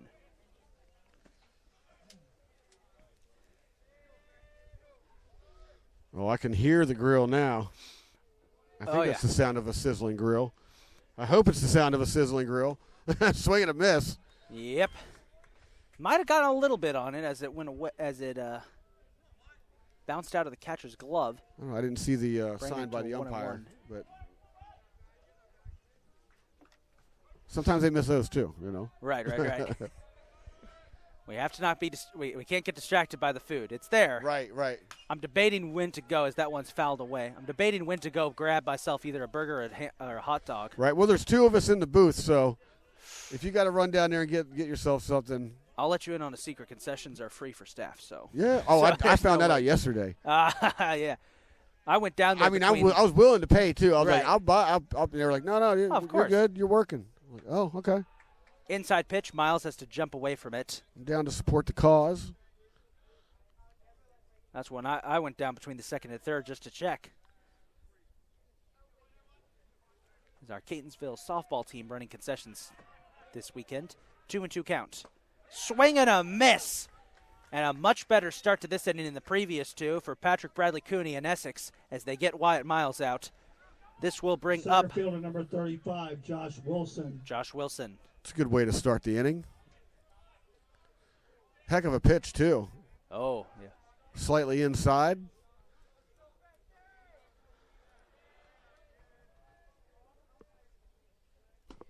Swing and a miss. That one was high. Still drew Wilson to swing at it.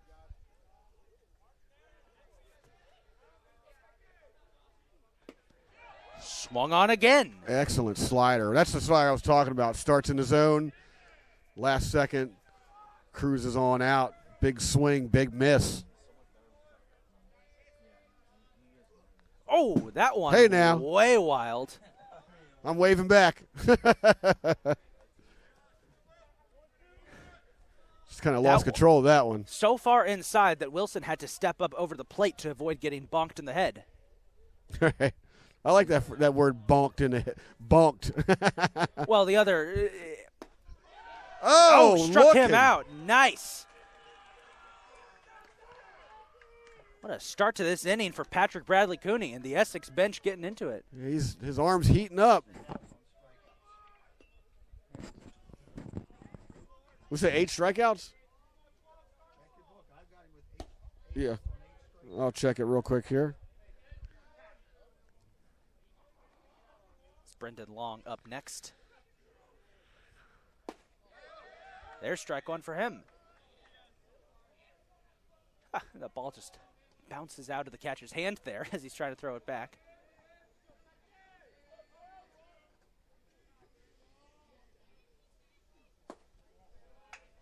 Inside a bit, ball 2.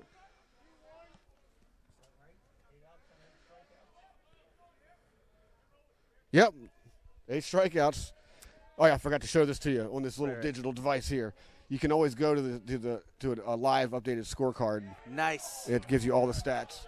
So that's an excellent feature. Gonna have to invest in that for next season. 2-2 count.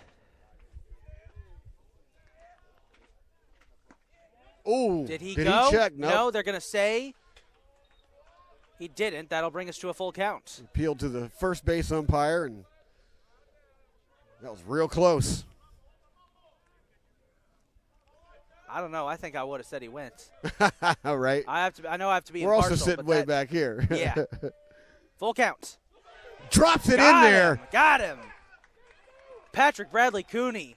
Strikes out the side, man. With an excellent inning. 1-2-3 inning here for Essex. That's a big momentum starter. We'll head to the 4th. Essex trailing 3-0. Dude, that's the 9th strikeout. 9th strikeout. Yeah. And for as much as Bradley Cooney struggled in those first 2 innings, he's getting it back. How many pitches is he at now? He is at 82. 82.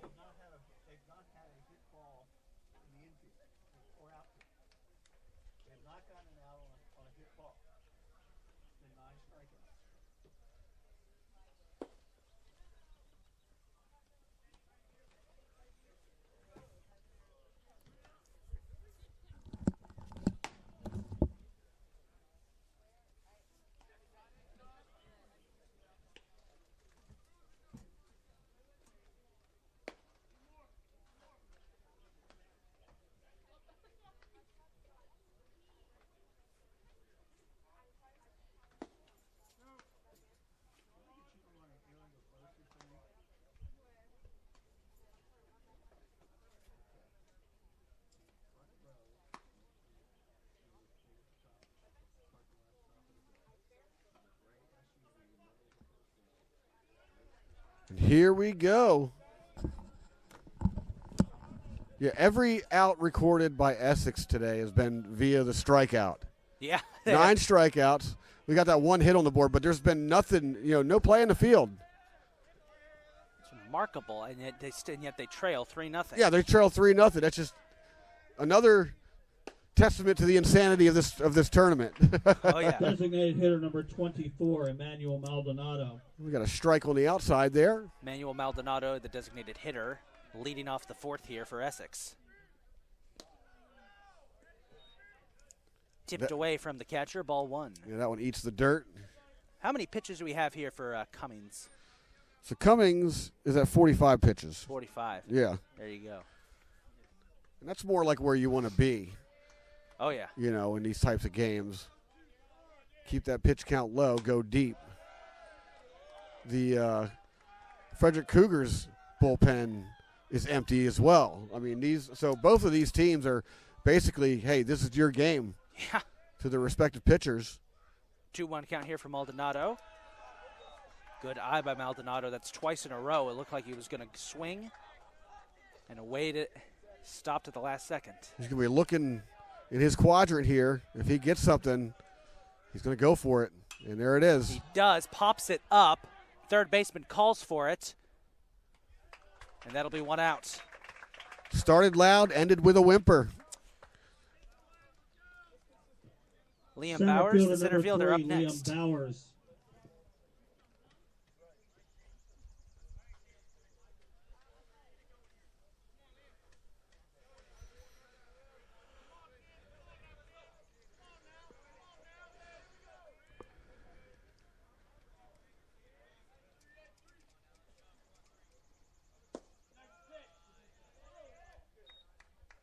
Oh, yeah, check this out. You even get a little virtual scorecard here. Well, that is awesome. Yeah. All right, that seals the deal. It's dope, I'm dude. downloading that. That is going to be so much fun. 1-0 count. Bowers gets a nice piece of it, Foul but knocks ball. it foul. Another cool thing is you can actually hook up your Twitter account to this, and you can have it automatically tweet either a blow-by-blow, play-by-play, inning-by-inning. Ooh. You can program it to automatically tweet out your stats when you want. But the go-to is to do a half-inning by half-inning overview. Right. I don't have it hooked up today. I don't have the internet hooked up to this thing, but I'll have to take maybe a I'll look. try it in one of these games here in a little bit to show you. Definitely, we'll try that. 2-1 count for Bowers. And he gets a nice hit on that one into left field. Bowers with a single. That's hit number 5 for Essex today. Again, Essex has 5 hits, just 1 for Frederick. Yeah, Still Brody trails Nevaker 2-0. got to that ball quickly. Right Other than fielder, that might have been a Eric double. Elliott. Might have. But Nevaker, turning on the wheels out there and cutting it off from the gap and getting it back in quickly holds Bowers to a single. Eric Elliott will be up next for Essex.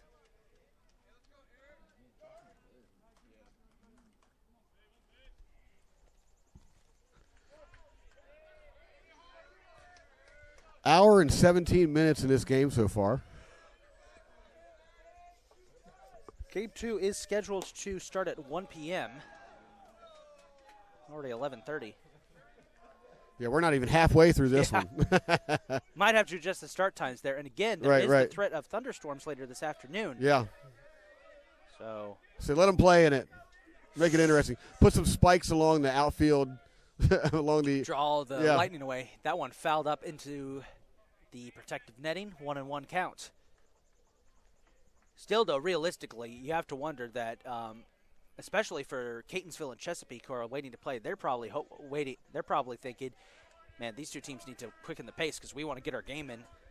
Yeah. Speaking of Chesapeake, they just rolled up in some beautiful camo uniforms. Yeah, Skipjack's rolling in those alternative San Diego Padres looking uniform. You know what I mean? Those are cool. I have never actually been a huge fan of the Padres uniforms. I always found that the brown and yellow just was a weird color. I always preferred the navy uniforms they wore like during the 90s and 2000s. Yeah. As Fire over. Cummings going to try and pick off Bowers at first. No luck.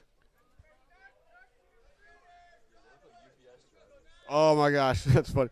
UPS drivers. So, who said they look like UPS drivers? Well, I mean, they're brown and, the runner's going. There goes Fire. Bowers to second.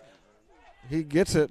Catcher overshot. I think catcher fired to the second baseman who was on who was behind the runner. Well, Justin Akal covered, and the ball just kind of soared on him, and Aiden Masters was there to back him up. But it did look like Kleiman, just fired straight to Masters. You know what I mean? But Right. the ball just carried away from him. But Akal was there. It's a 1-2 count here for Eric Elliott.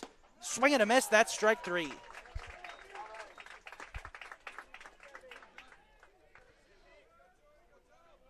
Two outs as Alvin Corella is up next, the third baseman, as we've reached the bottom of the order.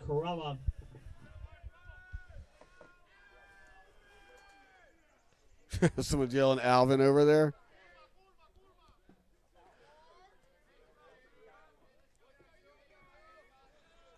I hope that was an Alvin of the Chipmunks reference they were making. It was. Yes. Strike one. Nice changeup on that. There you go, see?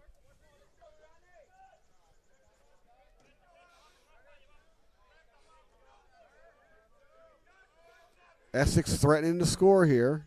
Got a runner in scoring position at second. That's Bowers. There's Smashes one. that one. Deep shot into left field. It'll be a sac fly to end the inning. Looks like that may have had the power to go out, but nope. Too humid, man. For Essex, no runs, a base hit, one left. If Middle of the fourth, Frederick 3, Essex 0. if I'm Essex, all I'm thinking now is just pure frustration. They had a chance there. That was the best they've looked the whole game. Just not enough. So we head to the bottom of the fourth. Still no action in that bullpen over there. And Bradley Cooney is going to come out, despite those having 82 pitches so far. Oof. It's the tournament, though, man. Like I said, both of these coaches, they're leaving it up to their pitchers. Well, I don't know if Bradley Cooney's going to be in there much longer at this rate. Well, if he puts up another inning like he did in the last, 14 pitches. Yeah. In the last inning, I think he'll be fine.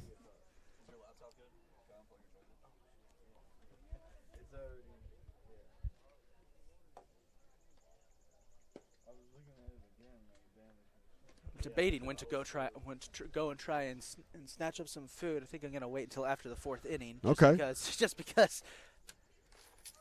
Fair enough. Do I want to do it closer to noon, or do I want to? Ooh, that one really what? One of the umpires had to take evasive action there in that warm-up pitch from Bradley Cooney.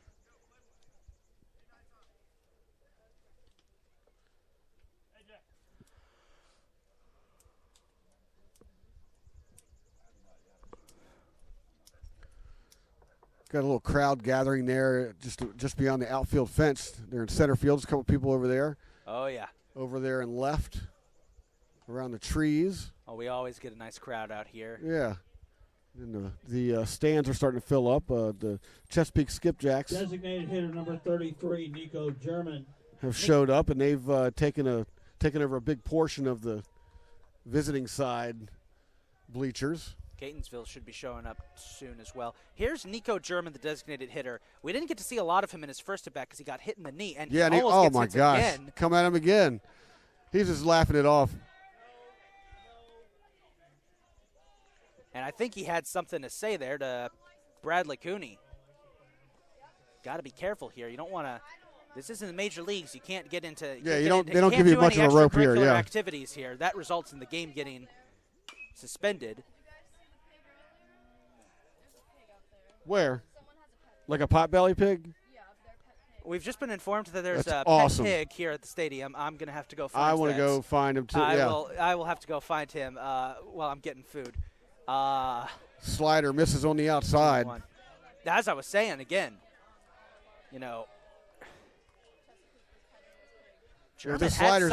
German did have something to say to Bradley Cooney, and again, you don't want to start anything as he gets a nice hit there deep into right center field, and Eric Elliott's back there to catch it. Not on this day, though, man. The air is just too thick.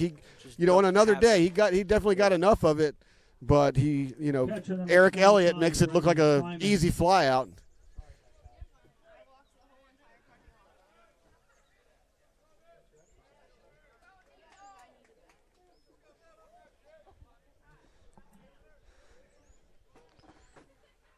Brings Brendan Kleiman to the plate. I'll get hit with ball one. Good to see a former member of the Sherwood Warriors out there. Sherwood's always had really good baseball and softball programs. I remember my senior year of high school, Sherwood's baseball and softball teams were both the #1 teams in the state at one point. Mm-hmm. I think softball did go on to win the state tournament. Baseball didn't for different reasons. Right. Let's just say off the field reasons and leave it at that. Strike one for Kleiman. And that fly out to right field, by the way, is the first defensive out of the entire game. That's not a strikeout. It is. Oh. Ooh. I'm going to wave at him again. That one What's going up out right there, for brother? us. He threw that one right Where's at our us. Athletic director, Melissa Miller. I have to let her know I didn't flinch that one. Right. We had a running joke throughout the season that Well, the first couple of I'm sorry. they get hit the first couple of times. A foul ball gets hit right back towards us. Right. I would flinch because when a projectile's coming at you, Yeah, you yeah. naturally are supposed to flinch at it. In there. Well, I was going to say, I mean, if they keep on coming back this way, they're going to have to put us on the roster. Right. We're at a full count for Kleiman. Loses him in the dirt. Be ball 4. I hit the catcher in the chest. Yeah, Manny Jackson. Off the order for Frederick, right fielder number 42, Dimitri Jamison. Got to give a shout out to Manny Jackson, the catcher, right now. I mean, he's just been taking a beating back there all day long. He has been taking a beating, and it's only the 4th. We're back to the top of the order in Dimitri Jamison.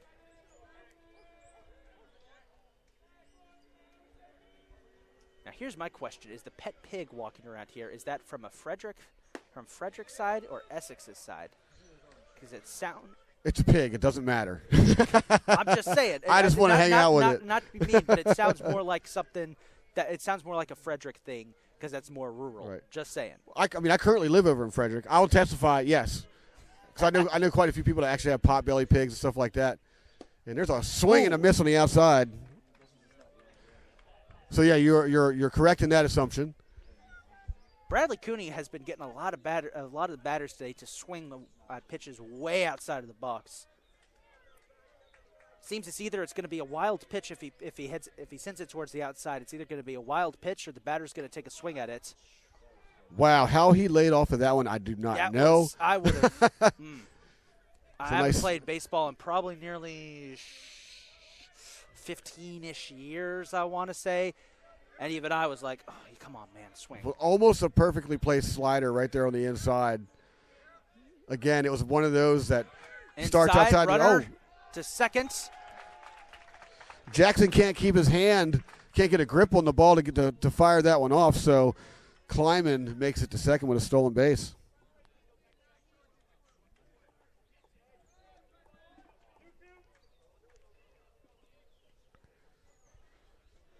It's a 2-2 count here for Jamison.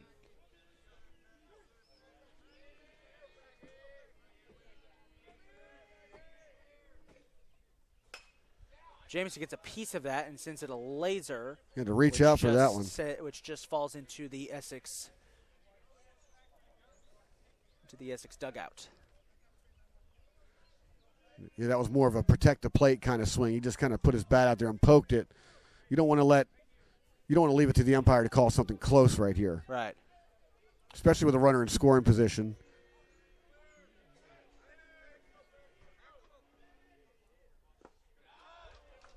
Low pitch, that'll be ball 3. Bring us to a full count. Another one in the dirt. Bradley Cooney's been living in the dirt today. He has. Gets a lot of reaches, a lot of swings and misses, but then,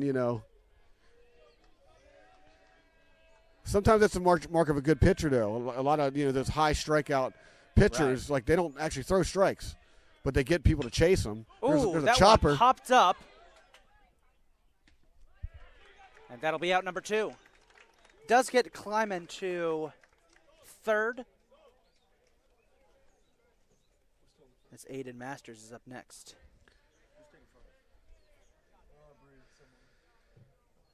Second baseman number 6, Aiden Masters.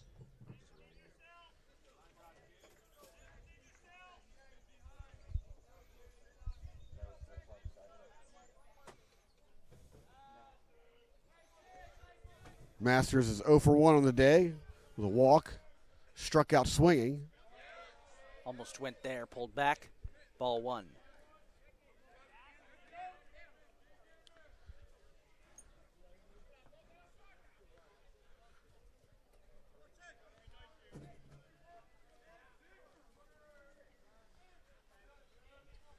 Infield at normal positioning. There's a pass ball right pitch. there. That's going to bring Kleiman home. It's 4-0.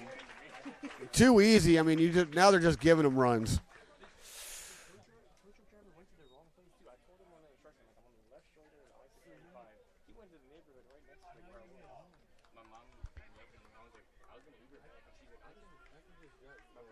It's a 2-0 count here for Masters.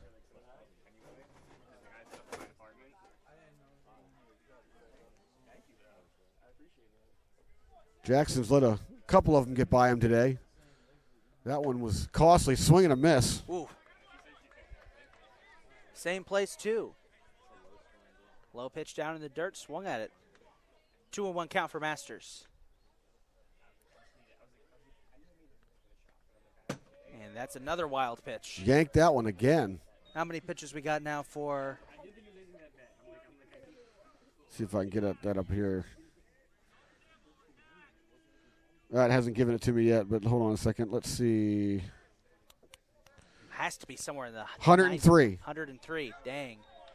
There is strike 2. And dig this, 52 balls, 52 strikes. How about that? How about that?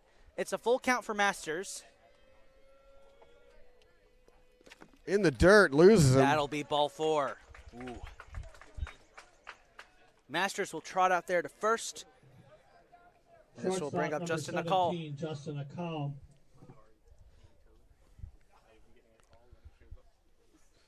And here comes the skipper. We may be having a pitching change here. I didn't see any action in the bullpen, though, but maybe they'll pull a position player down. Who knows? I've seen that before in junior college baseball. They'll just pull an outfielder in or something like that. We've had that happen plenty of times this season here at Catonsville. Well, I think this is just a visit, kind of get their heads back. Probably just letting Bradley Cooney know. Little pep talk. It's just 4-0. They're still in this one. Essex is more than capable of putting up 4 or 5 runs real fast. They've been slowly getting the momentum going each inning. I wouldn't be surprised if the second half of this game, Essex starts a rally. But at the same time, one has to wonder if this is going to be it for Bradley Cooney, if he's going to finish up this inning and then. I think it's his game. It's his game to win. It's his game to lose. I don't know. He's already thrown 100 pitches, and we're only in the 4th. 105. 105. I don't know if you want to keep him out there much longer. Right. We did have a Catonsville pitcher, Travis Weaver. Runner goes. See if they can grab him out. Too fast. No, Masters got him. Masters will get to second. Frederick's been having plenty of success today stealing bases. As I was saying, Travis Weaver, Catonsville's ace, pitched 149 pitches. Wow. During the preliminary game on Tuesday. Now we got some action in the bullpen over at Essex. That's number 26 in the bullpen, Joshua Youngberg, who's warming up. Outside. Another outside pitch. Oh, they're going to try and get Masters. No. He took too much of a lead off of second. They almost got him. Diving stop by Jimenez to keep that ball from going to the outfield, though. Definitely. I thought for a second I was going to go by him. Yeah, Jackson hesitated on that throw. If he throws it a little bit sooner, I think they get him. 1-1 count for a call. But then again, he was trying to run him back as well. Right. Had to make sure that he didn't take off for third. Stops another one in the dirt. One. Jackson loses both his hat and his face mask. Somebody deliver that man a hot dog in between innings, you know? He definitely deserves it. Don't talk about hot dogs right now. Oh, I can smell them. I can smell until I get one. I just saw him scoop a bunch out of the grill and put it on the table over there. Oh, my gosh. Not to dig in or anything. All right. I got to focus on the game here. 2-1 count. As there's outside pitch, 3-1. Maybe that's where all this haze is coming from. It's coming from the grill. Probably. It's not actual, it has cleared humidity. a bit. You can actually see the arena up there, Catonsville Arena up there. Yeah, over top of the hill. Just a beyond bit. center so field, it is clearing just a little bit, but on the edges it's still pretty foggy. Like I cannot see anything past the right field tree line. There's that slider again. Try and get Masters again, and it just bounces out of Jimenez's glove. So a call will head to first. I believe that's the first time he's actually gotten on base today. Left fielder number 20, Brody Nevaker. Nevaker's over 1 on the day with a walk. Struck out looking. Brody Nevaker. Nice mullet, I will say. Nice mullet. It's kind of popping out the back. Oh, yeah. You know, a little action back there.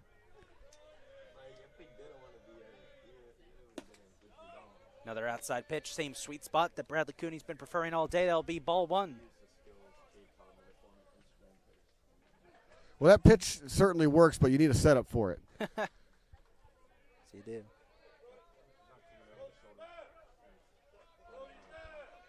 And Nevaker has struck out looking, so maybe he was looking to get him to reach there early, and there's one inside.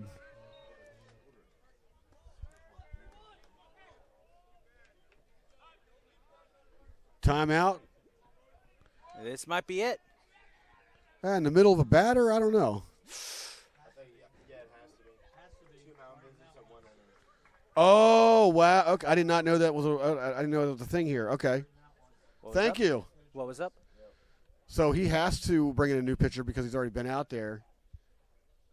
And it doesn't matter that he's thrown pitches and all. You know, I mean, Right. it's a mandatory pitcher change. So Learn Patrick something new every Bradley day. Cooney will head back to the bench. And the new pitcher coming up, just check and see who it is as they're warming up, is going to be Joshua Youngberg, number 26.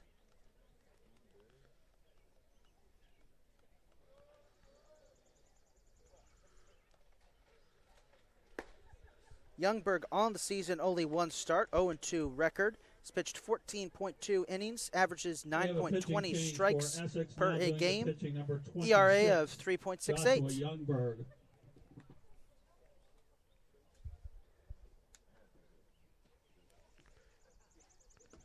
Youngberg will get his warm-ups in as members of the Cardinals, Catonsville, are starting to filter in. Bradley Cooney's line, 3 2/3, 59 balls, 53 strikes, 9 big strikeouts, 4 earned runs, 7 walks. Only gave up 2 hits. The scoreboard says 1. And we also have a change on the overlay. Yep. What's up, dude? Yeah. So Bradley Cooney leaves the game, 9 strikeouts. And I want to bring his pitch count up again, too. It was like 115. Oof.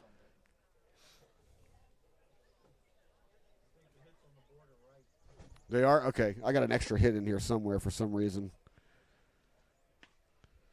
Needless to say, pretty solid outing, especially against a team like Frederick. There's 4 runs, 9 big Ks, and for a while that was the only outs they were getting were strikeouts. Yeah.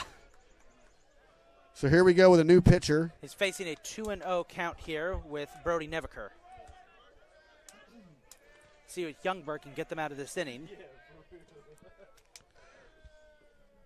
Yeah, Youngberg walking into a 2-ball, no strike count.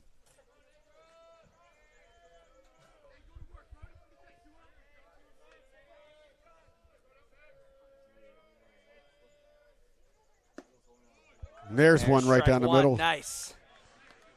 Nice strike right down the middle. 2-1.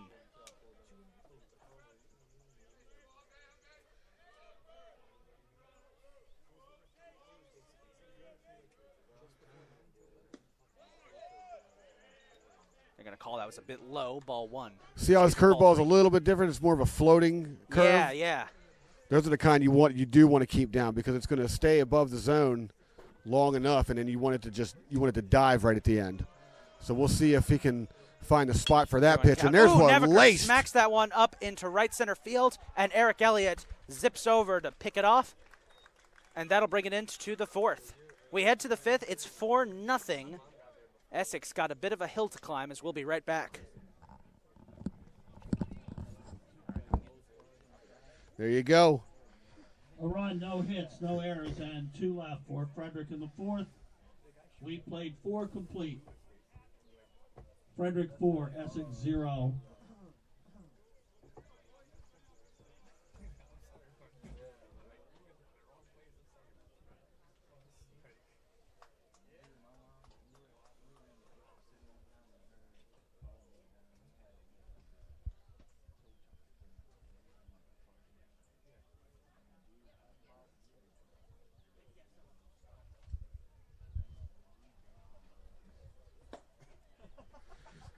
All right, coming up with some food. It's my turn, right? Yeah, go. All right, I'll be right back. I'm gonna go get me some food too. Had to get a burger and a hot dog. Why? Because why not?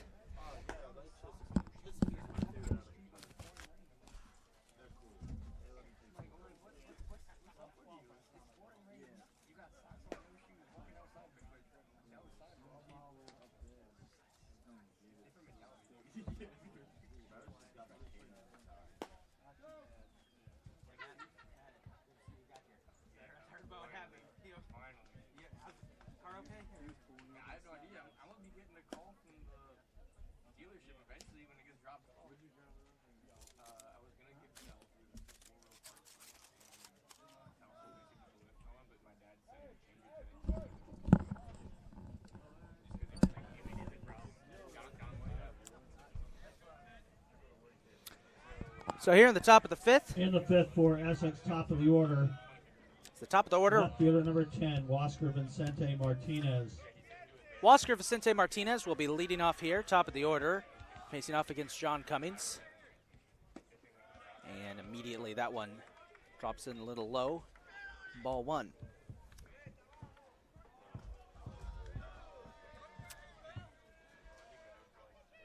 Just waiting here for Jimmy to get back from grabbing food at the concession stand. Is that one? It goes foul.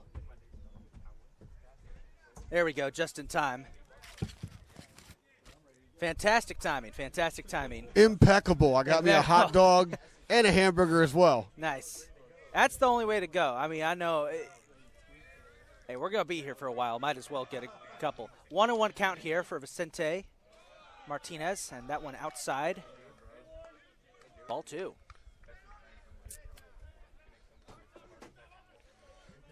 Vicente Martinez is 1 for 2 on the day, a single and a ground out.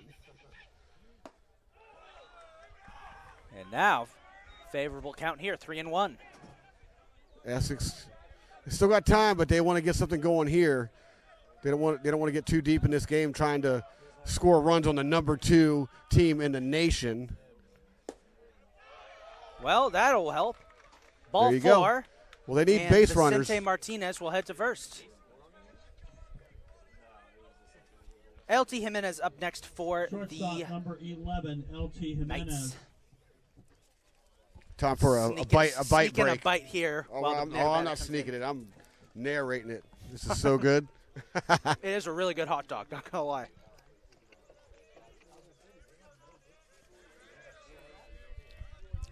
Well, a hot dog slightly burnt off the grill. You can't beat it. That's the best side. It's got a little char on it. Here's a bunt. Right back to the catcher. Can't make his mind up. Got to go to first.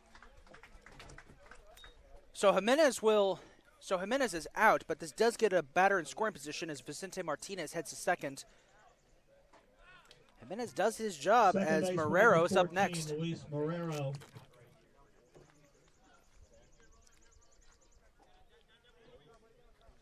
One good smack from Marrero. The air is actually lightened up a little bit. So one good smack from Marrero here. He has enough oomph to clear the wall. Could cut the lead in half. Wishful thinking on my part. That one looked to be a little bit outside. They're going to call it a strike, though. So no one count here for Marrero.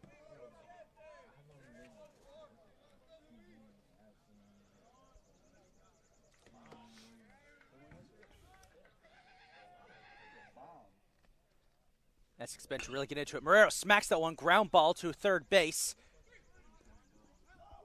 One away, but Vicente Martinez manages to get to third. Nice hustle by Vicente Martinez.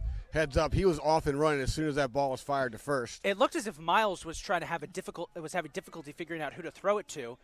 First baseman number 34, Mitchell Haywood. Right, well, he had to look to see if he was going to look him back, but he didn't, and that hesitation is what got Vicente Martinez Well, I think over. what happened was he got the ball ahead of the plate, and I don't think he wanted to backtrack back to the plate before firing off to first. Difficult situation, so a couple of fielders' choices to kick off here at the top of the fifth, and it's Mitchell Haywood, the first baseman, at the plate for Essex. Nice drop in there. That'll be strike one. Haywood's 2 for 2 today. 2 singles. One member of Essex who seems to be actually getting some good contact going here. In the dirt there. In the dirt. Take another bite of this hot dog. Go ahead, go ahead. Here's the real question. Did you get it plain or anything on it? Mustard. Mustard, okay. I don't know how I feel about that. No, okay. I love just some straight-up French's yellow mustard. I prefer mine plain or with ketchup. Ooh, Haywood in the gap, smashed that's that down. one deep. It's going to be off the wall. One run's going to score. Haywood with a double here, an RBI double, and it's 4-1. He sent that right into the perfect gap over in right center field. Yeah, split the outfielders there. Split the outfielders, bounced off the wall. That'll bring Vicente Martinez 13, home, Manny and it's Jackson. 4-1. Yeah, they're finally on the board here. Essex starting to get a rally going here as Manny Jackson's up next, the catcher. A 2-out rally in the playoffs. Oof. Tournament style. Doesn't get any more exciting than this. Essex starting to claw their way back into it. And a lot of the big cheers coming from the Essex bench are coming from Cheech. That's Armando Prieto, the big first baseman, not playing today. He was in the game yesterday. He hit a foul ball that traveled about 430 or 440 feet. It's one of it was ridiculous. Have you ever seen like Prince Fielder or any of those bigger guys? Yes. That's exactly the vibe it gives off. Exactly. I was talking with Essex athletic trainer as Jackson sends that one foul. Ooh, that came close to getting their first base coach. Yeah, we were talking. I'm sorry, go ahead. I was talking with our athletic trainer, Abby, and Essex athletic trainer. They were talking about Cheech not playing today and about how, he's one of the older guys on the team in his mid-20s. Mm-hmm. Dude has so much love for his team, just is a joy to be around. Everyone loves him, and he's right there at the entrance to the dugout as Jackson smacks that one up. Second baseman backtracks to grab it, and that'll bring it into the top of the fifth. So Frederick allows one run. It's 4-1, and we're headed to the bottom of the fifth. See if the Knights can get a good stop here and keep this rally going. And now I'm going to take a break and finish this delicious hot dog break. Hot dog break, yeah. We'll be right back. For Essex, 1 run, 1 hit, no errors, and 1 left. We have reached the halfway point of our first game today. It is Frederick 4 and Essex 1.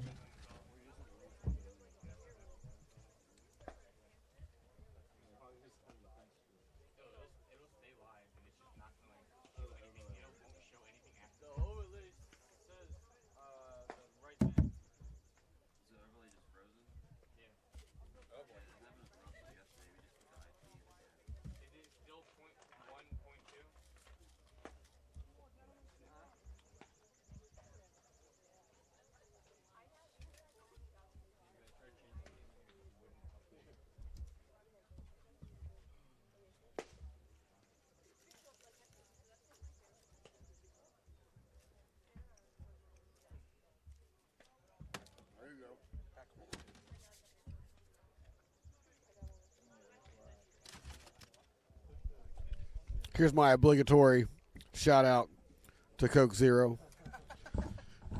So refreshing, so crisp, so delightful.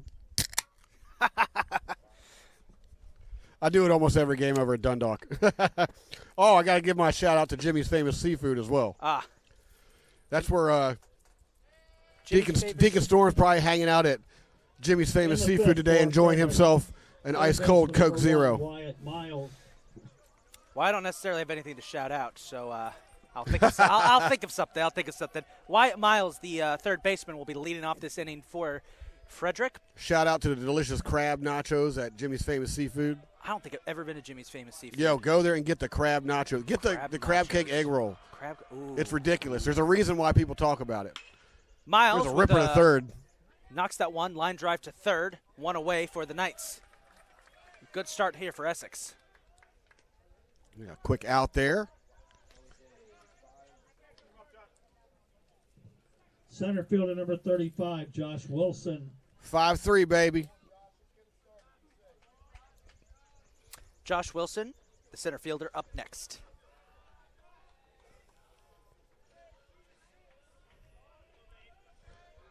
Yeah, Wilson more than capable of going yard. The outfield's playing him. The center field is playing him back a little bit. Left field's back as well. Right field's in a little bit. That was ball one. That one was a bit inside. Looked like it actually was going behind the batter first before curving in. Infield Ooh. normal depth, and that one almost catches him on the chin. Has to bounce away from that. 2-0 count. Wilson's 0 for 1 with a walk, struck out looking. Low pitch. That'll be ball 3.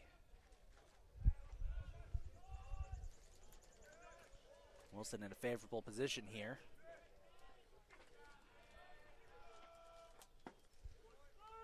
Taken all the way there. Oh, strike 1. It almost always seems like you almost expect at this point when you get to a 3-0 count, the next pitch is going to be a strike. Right, you don't want to just walk the batter. A lot of times you're just, that, there's a. Wilson smacks that one up into center field. Be a base hit, single. But that's what happens as a batter when you get an advantageous count like that. You can kind of narrow down your pitch selection. It's coming. Something's coming as a strike, so you can narrow it down to your quadrant. Right. And if the ball's there, you just lay into it, and that's exactly what just happened here. So Brendan Long will be up next, the first baseman. What's his day been like today? 2 strikeouts, 0 for 2. Not a great day at the office. Cooney was on fire earlier, though. I'm still surprised that he gave up 4 runs based on the rest of his line. He had a rough start there in those first 2 as Long smacks that one up into left center field. It's going to get down. Yeah, down right between. Left fielder trips a little bit trying to get there, and there's going to be 2 on. Vincente Martinez got to that one quick enough and got it back in to hold Josh Wilson there at second, Brendan Long at first. We got runners at first and second with just 1 out. Nico German. Well, here's Nico German, and he has been hot today.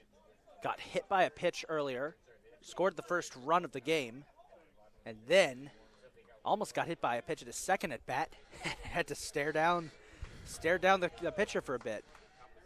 Yeah, 0 for 1 with a fly out, and then the aforementioned hit by a pitch.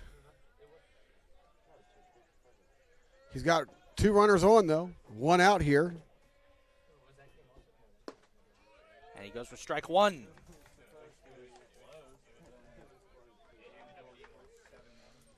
I mean, Nico German's a tough guy. I mean, to take a fastball off the center of your kneecap and then jog down to first to stay in the game, and then hang in there with these close pitches. It's really I was a lucky testament enough to his when character. I played baseball as German fouls that one away, bounces off the top of the batting cages. I was lucky enough when I played baseball to never get hit by a pitch. There you go. I was terrified of getting hit by a pitch. Never thought. My brother did get hit by one square in the back, and my brother, I love him to death, but he has had anger management issues much of his life. We were watching the stands, and we were convinced that he was about to rip the pitcher's head off. Instead, he just stared him down the whole time walking to first. Didn't even didn't even stop to brush himself off. German pops that one up into left center field. Bauer's tracking it, but got it. Martinez takes it. Yeah, that'll be out too. Yeah, he took a pitch square in the back during a little league game. We thought he was gonna take off for the pitcher. Nope, just Kleiman calmly walks to first the whole time, just staring the pitcher down. Just staring him down. Not even looking at where he's going, just staring him down. It was like, oh boy. Yeah, both runners held up on that pop fly. So we still got runners at first and second, 2 outs here. Kleiman is up next, the catcher.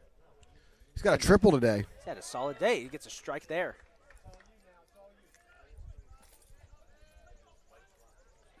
Man, I love this delicious Coke Zero. We are not sponsored by Coke Zero, should mention. What kind of computer you got? You got one of those awesome MacBook Airs? I love those things. It makes scoring games so easy. This is quickly turning into It's just all unpaid promotions. As long as oh, dude, I love it. I loved the Atari when it came out, but I really love this score thing. Score thing, right? The All Sport 5000 Series control console from Daktronics. As long as we're doing unpaid adverts, Aquafina, it's not as bad as Dasani. It's actually quite delicious. It's kind of crisp. It is better. I've noted it is better. I actually do prefer it. 1-1 count. Ooh, Make that snuck in a 1-2. strike. There you go.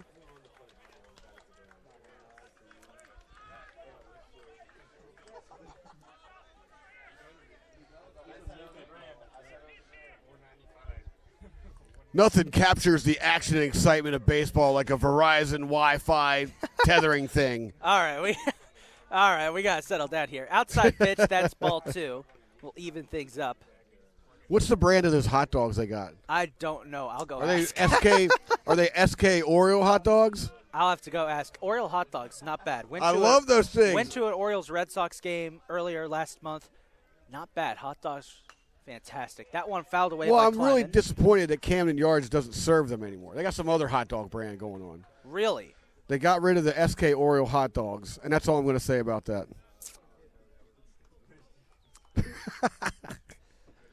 But whatever hot dogs we have here they're are great. delicious, perfect for a game can't- outing. I can't wait to try the burger as soon as this. As this inning wraps up. Youngberg sure keeping you- his eyes on second. If you're at the game, Ooh. tuning in. Sometimes people tune in at the games. Come on down to the concession stand. We got hamburgers and hot dogs and candy and snacks, sodas and tea, all that good stuff. And a pretty good game going on right now. Full count for Kleiman, as that last pitch was way inside. Long at 3-2. first, Wilson at second. They're running. Runners are going to take off. Kleiman pops it up. Pitcher Youngberg points skyward. First base underneath. Got it. That'll bring it into the inning. Yeah, Great Youngberg defensive gets out of stop it. there by Essex. Keeps it 4-1 as we head to the 6th. Coming up to the home stretch. 2 left for Frederick in the 5th. 5 complete. Frederick 4, Essex 1.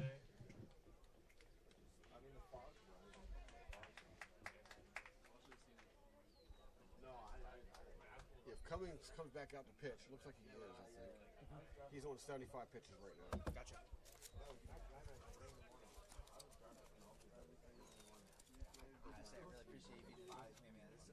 I don't get a lot of color, guys, so There you go. I love it.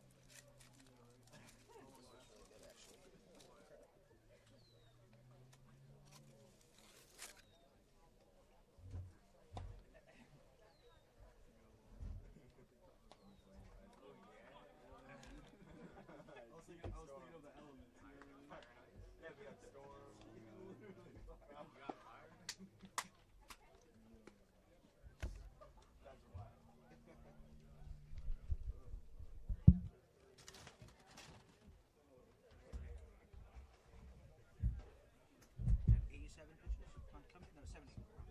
75.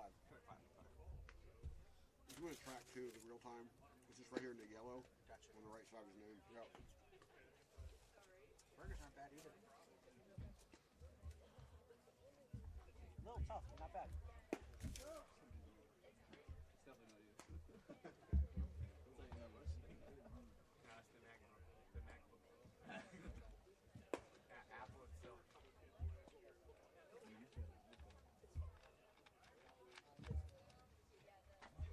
To the 6th we go, leading off for Essex. Designated hitter number 24, Emmanuel Maldonado. Top of the 6th, leading off will be Emmanuel Maldonado, the designated hitter. John Cummings, the pitcher. 75 pitches so far. Yeah, 31 balls, 44 strikes. They do have some movement over there in the bullpen. Don't know if it's anybody warming up. As Maldonado gets a good piece of that one and sends it flying foul into the bullpen. Into the Just past trees it. over there. Just past it, looks like. Strike I one. like how the little walkway leading up to this ballpark, you got to walk through those trees. Oh, yeah. On a sunny day, it's beautiful. On a day like today where the weather is kind of just foul, Oh, yeah. it's still nice, but Well, the haze has subsided. it has definitely. It's Everything's clear cleared as, up. clear as ever, looking out here now. I love that there's trees surrounding this entire ballpark. I mentioned this yesterday during the broadcast, and I really I love it. It gives you a lot to play with, too, as a commentator. But, with the ball hit out there, you're like, took one to the trees, stuff like that. I first saw this park, knew I was going to be doing play-by-play for baseball. Immediately try to figure out everything around the park, trying to figure out, all right, if something goes where, what are we calling it? There you go. 2-1 count here for Maldonado.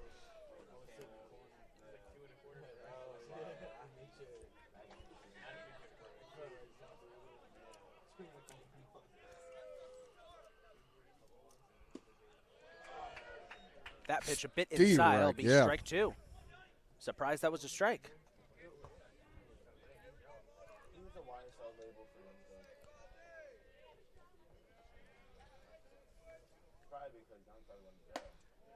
Maldonado almost went. They'll bring us to a full count.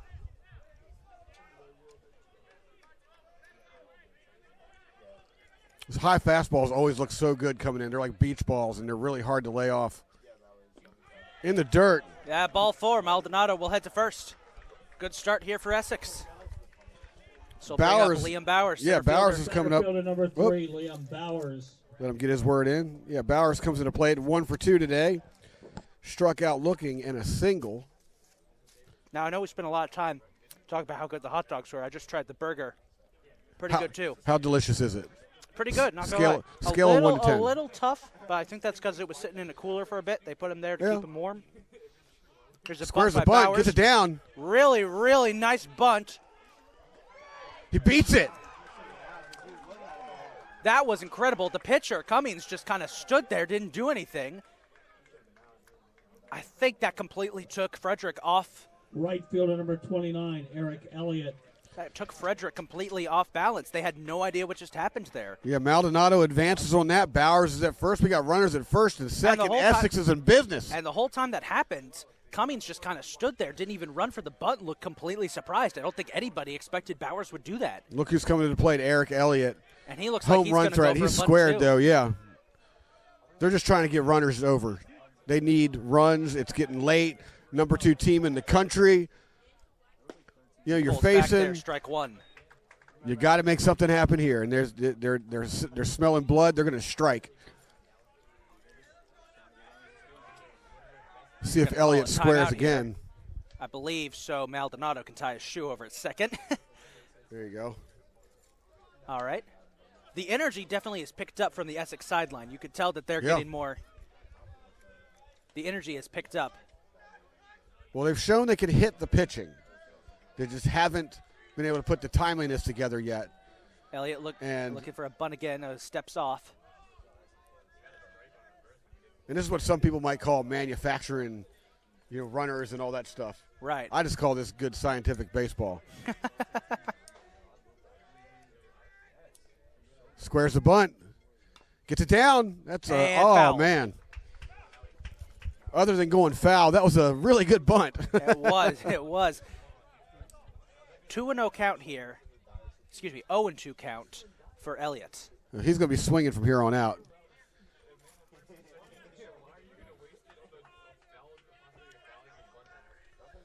Elliott is the tying runner if he manages to get a good smack. First baseman is in. I don't know why why is he squaring the bunt with 2 strikes? Does he know what the count is? We're about to find out. Oh, he pulls back. And Swing and a miss. And misses. Interesting at bat there for Eric Elliott. That'll be the first out. I mean, honestly, I don't know why he was even playing around there, like squaring the bunt and bringing. I don't even know why Frederick even patronized him by bringing in the corners. On that square. Number 2, Alvin Corella. It's 2 strikes. You got 2 runners on. There's no way you're going to risk giving away a free out there. And I think, squaring the bunt and him having to pull the bat back distracted him just enough. He couldn't put the barrel of the ball, and I think that was just a big mistake there on Essex. Alvin there's Corella a ground ball. With a ground ball, smacks up, shortstop on it.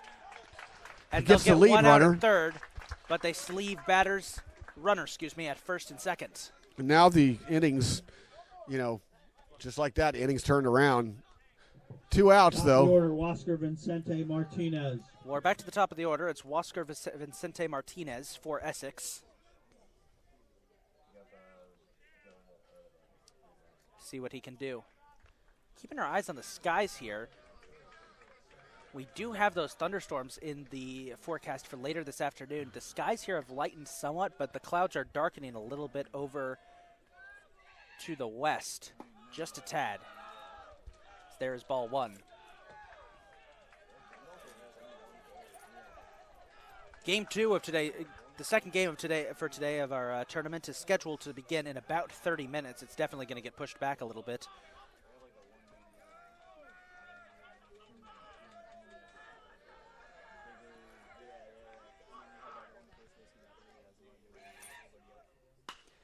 Vicente Martinez, huge smash, fair into left field. Here comes one run, is going to score. Bowers will score. Runner makes it to third. That's the a lead double. has been cut in half. It's a double by Huáscar Vicente Martinez.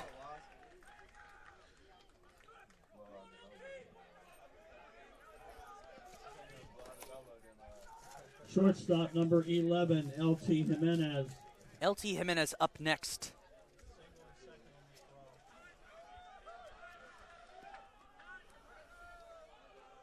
And they are going to call time here. So Coach O'Connor can have a word with Jimenez.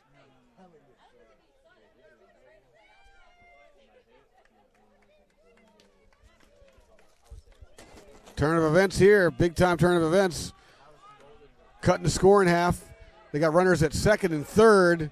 And the big bat of Jimenez stepping in. John Cummings at 87 pitches gets one in there for a strike. Nice. 0-1 count. I'm going to dig into this hamburger as soon as I can, but it's I'm pretty going to good. hold It's off. I'm pretty going to hold good. off because this inning's heating up. It is. Just sneaking a bite there. The lead's been cut in half, and he'll balk.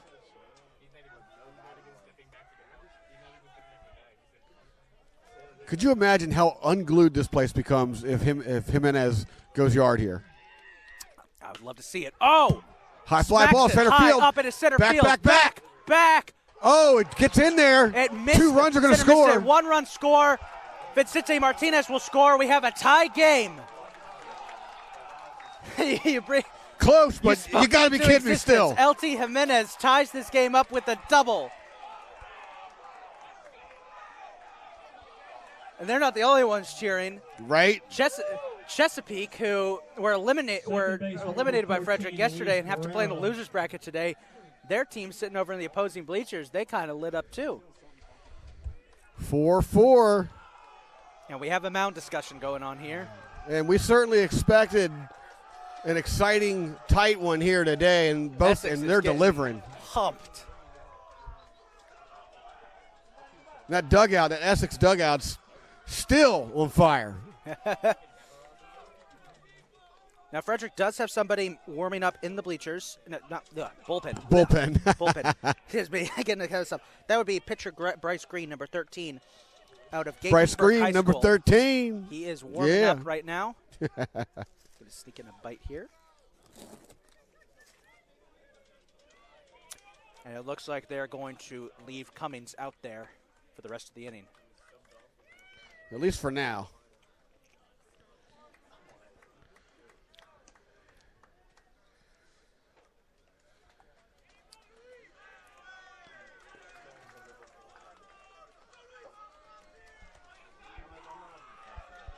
All right. Marrero steps Luis in. Marrero. He's 0 for 2 today. See if he can break that here with a runner in scoring position. He did get on with a walk. Gets under that one, foul. That one up, foul. And it falls back somewhere in the void.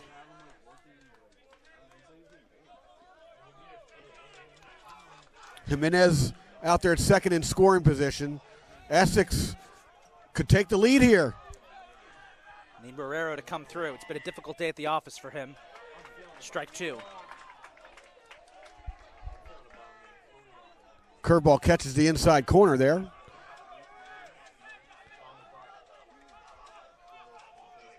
Great pitch, started on the outside. Came in. Looks back. High pitch. Ball 1. That's just a straight up fastball right there. Boy, that Kind of Essex bench is just. I'm trying to stay focused, but the Essex bench is just going wild. Oh, no, you're good. They can are. feel it. They got some kind of instrument over there beating on the rails. Frederick bench, meanwhile, has gotten pretty quiet. Marrero tips that one foul again. Protecting on that 1-2 count. stay at 1-2.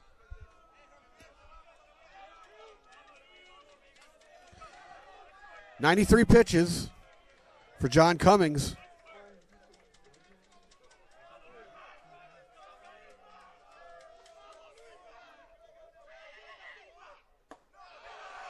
Just a tad high. Ball 2. We'll even And things up. Marrero was trying to call time there, but the umpire did not grant it. The umpire does not have to Noticed grant that. time. Noticed that, yeah. It's once the pitcher kind of like starts to do his motion, you don't want to risk an injury there, so you're almost never going to get it. Marrero smacks that one up. Ground ball. Second fielder's got it. Chopped And- it. Before the end of the play, even the catcher, Brendan Kleiman, jumped up and yelled something I can't repeat over the air. Yeah, that was. But he's fired up, though. Well, we head to the bottom of the 6th, and this game, which was a 4-0 blowout at one point. Well, not blowout. 4-0 That's funny. lead is now tied up 4-4. So we head to the bottom of the 6th. Yeah, which one?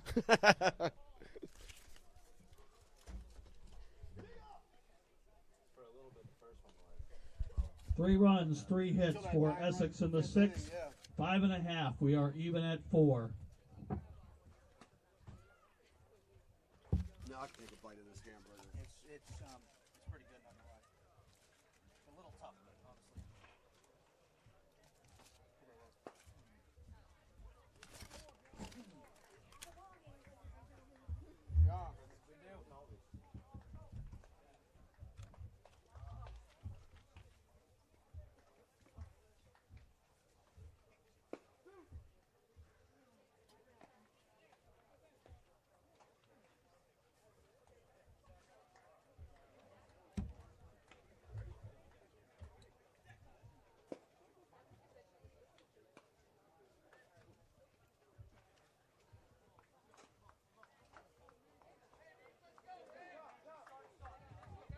Top of the order for Frederick, right fielder number 42, Dimitri Jamison.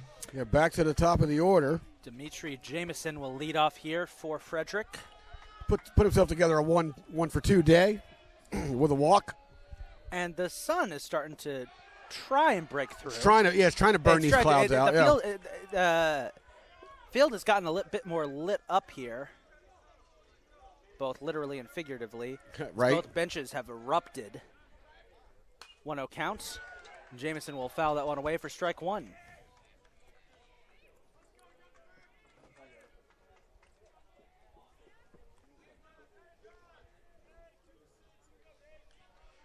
Jamison steps out and gets back in.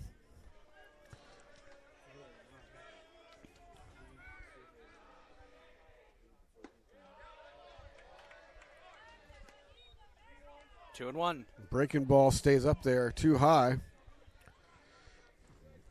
Youngbird's only thrown 21 pitches since coming into the game. Catches the corner there. Nice. That'll be strike 2, even us up at 2-2. 2-2 count. Youngbird's got a pitch to work with here, but he's trying to set him down right here. And doesn't get the call. Get a low pitch there for ball 3. Bring us to a full count. When you look at this Frederick lineup, and then you look at the scoreboard, and you're like, 3 hits, really? Yeah. Wow. Number 2 team in the nation been held in check. Until now, Jamison sends that one deep into center field, and it'll be caught out by the center fielder. That is Bowers, and that'll be one away. Aiden Masters, second base up baseman next. Number 6, Aiden Masters.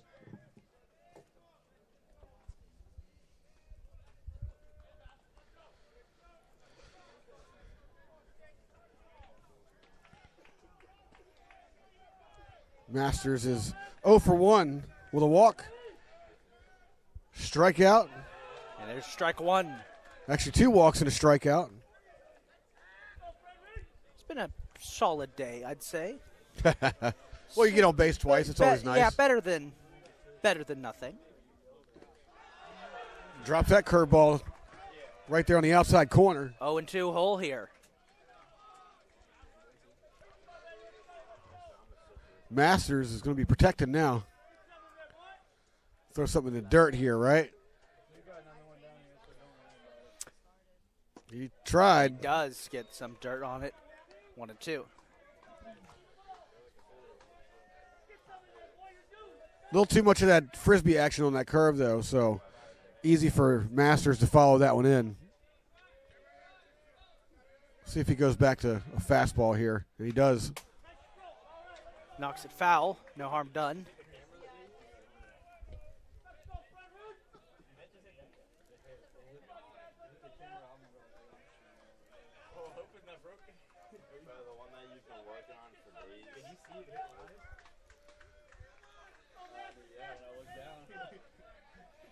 Is the camera okay?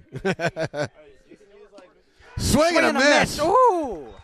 Got him. And Bauer smashes his bat in the dirt.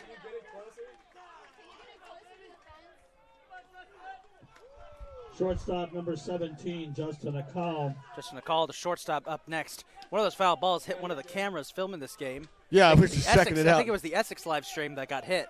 Oh, okay, okay. Yeah, our official live stream. Oh, we have a couple of different live streams. Yeah, that's the Essex live stream, I think, right? Gotcha. Yeah. Do they have commentators too? No, that's for their that's for the baseball players film. Oh, gotcha. I gotcha. Yeah, our official live stream is protected under a tent over here. Yes. So okay. That's good. 0-2 count for a call. And he smashes that one. Good placement into left field. A call will make it to first for a single. So finally, Frederick gets something going here.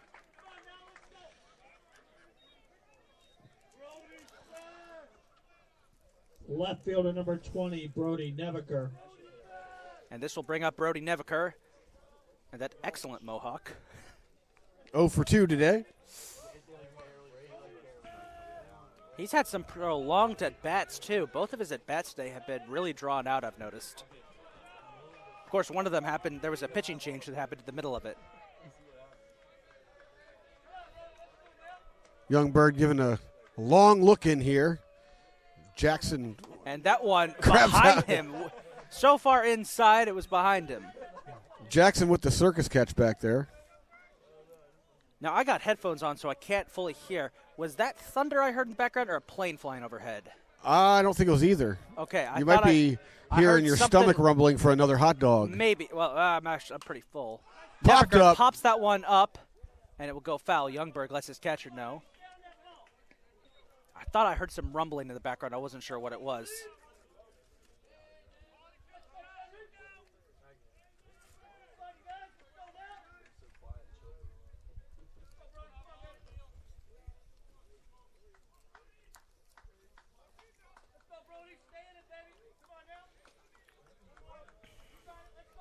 One count.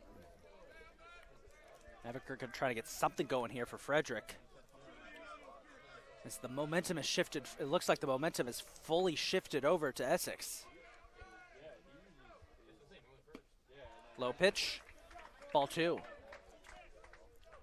Too low, too outside.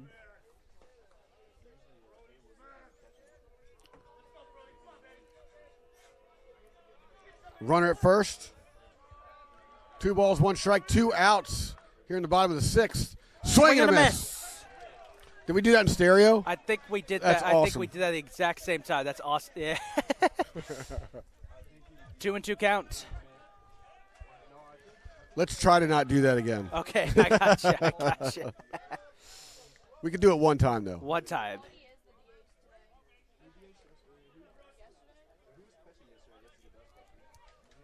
Youngblood getting his sign. A call. Takes his lead over there at first. And Haywood's holding him on. There's a that lace. One up. It's going to drop. Smacks it into left center field. Left fielder drops it. He's going to put a runner in scoring position. Vicente Martinez had a little trouble getting it. He didn't have trouble tracking it, but the ball kind of I think it might have got wet from the grass or something because he had a hard time getting his hand on it, but he finally does get it back in. A call to third, and Nevaker is over at first. We got first and third with 2 outs. Wyatt Miles up next.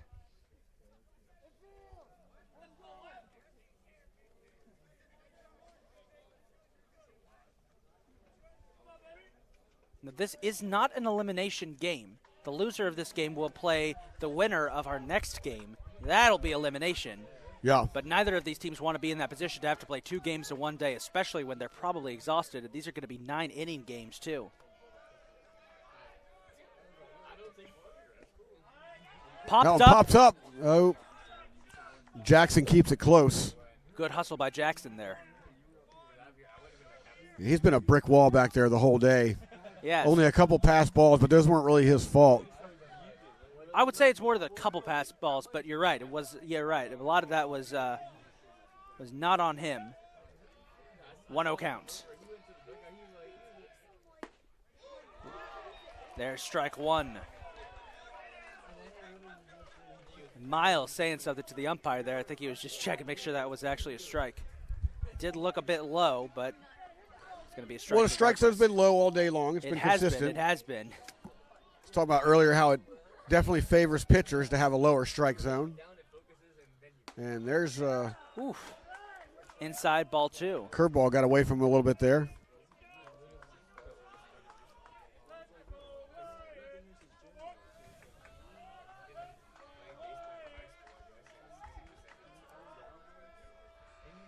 Got a little chant for Wyatt Miles going on in the background there. He gets one down to third baseline, foul. Foul that. That'll be strike 2, so we'll even things up at 2-2.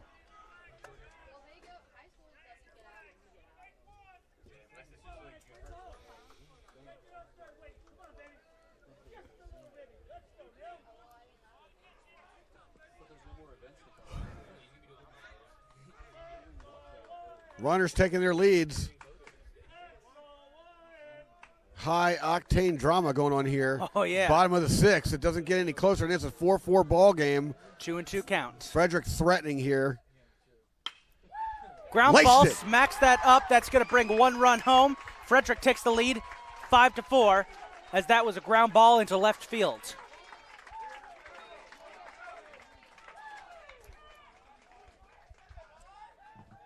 Center fielder number 35, Josh Wilson. A strike by Wyatt Miles will bring home. I believe that was Jamison. Will bring home Jamison.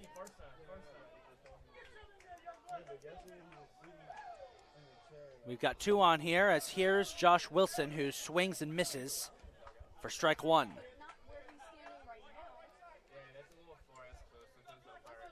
Got Nevaker second, Miles at first. And Frederick's not done here yet. Got one this inning so far, yeah. They let that lead go and immediately are trying to get it back. Wilson smashes that one up into left center field. Back. Great catch by Liam Bowers will bring it into the inning. Wow, nicely tracked. That one looked like it might have had a chance, but Bowers with the hustle to get back to the warning track, throws his arm up. The ball lands safely in his glove, but not before, the Frederick puts up one more run. They take the lead here 5-4. We go to the top of 7th. So we'll have to head to the 7th, see what can happen if Essex can respond. Complete. Frederick 5, Essex 4.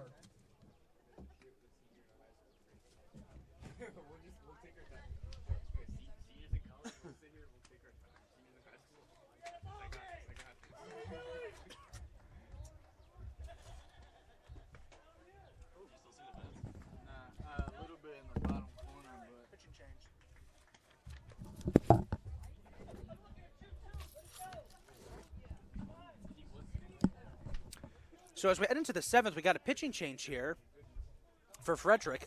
Brendan Long, who has been playing first base, he's moved over to pitch here as the umpire's coming up to let us know the changes. So Brendan Long,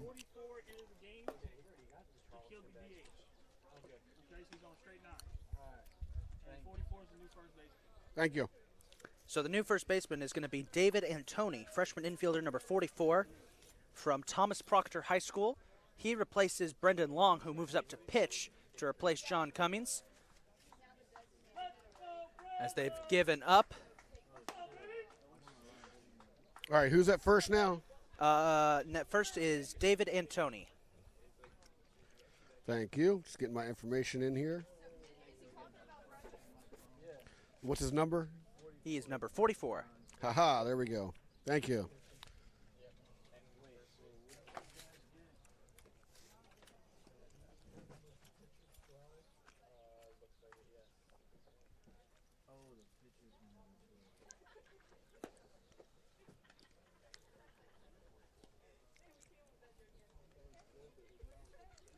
And then pitching Is Brendan Long.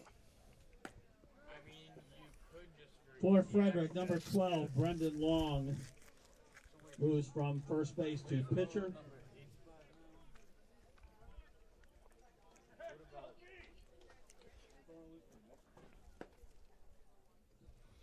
So we don't have a DH At anymore. 44, David Antone is now at first base. David Antone, all right. So they've given up the designated hitter here.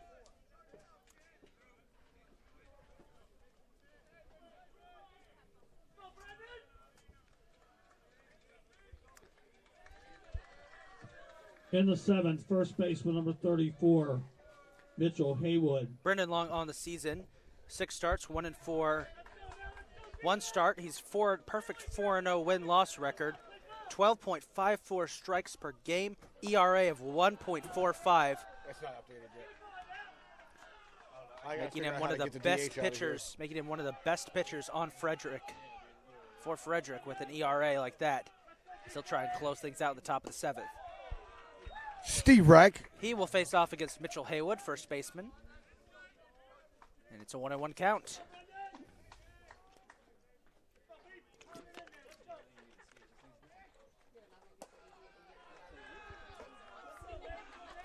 There's a ball. 2-1.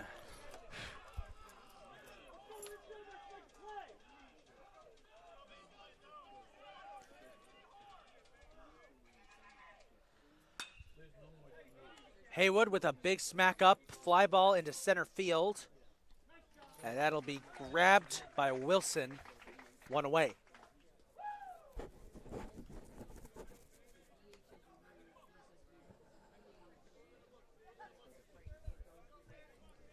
Catcher number 13, Manny Jackson. Manny Jackson, the catcher, up next for Essex. Jackson's 0 for 3 today, 3 flyouts. Pat inside, ball 1. Big old looping curve there. Didn't get the call.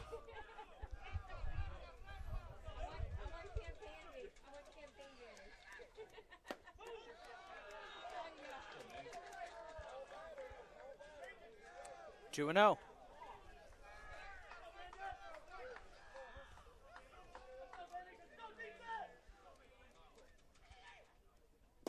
Swing and a miss. That'll be strike 1.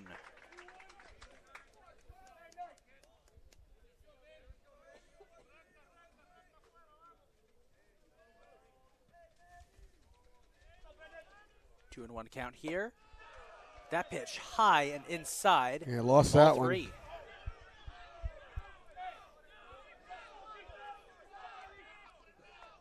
Favorable position here for Jackson.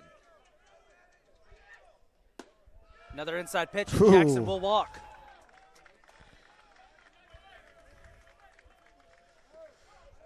And this will bring up Emmanuel Maldonado, the designated hitter. Number 24, Emmanuel Maldonado.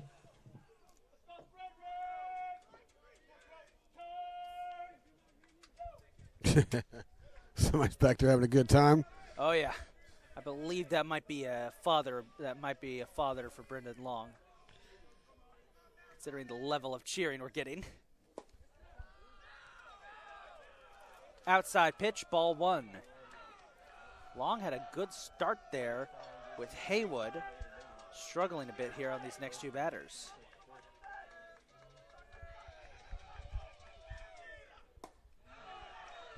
That one inside, ball 2. Essex bench liking what they're seeing.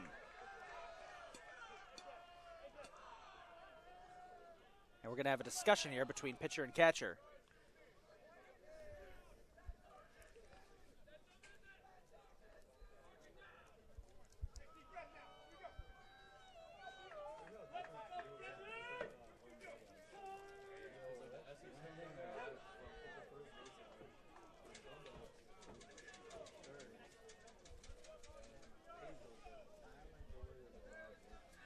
2-0 count after a brief discussion at the mound. Swing and a miss there by Maldonado.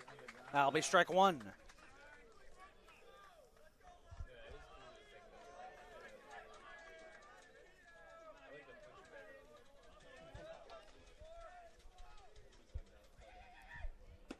Big swing. Another miss. Almost a carbon copy of the last pitch.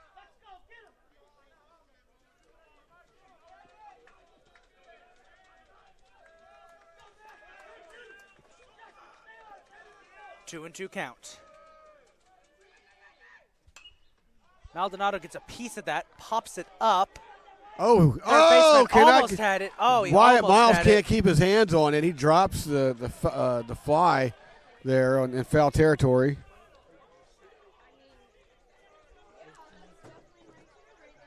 That'll go into the scorebooks as a foul. Remains a 2-2 count.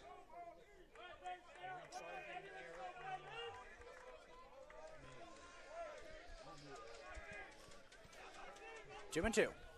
Here comes he looks over. Runner's going in the dirt. Fires to second. He's in there. Not fast enough. Jackson will take second. And we've got a full count here for Maldonado.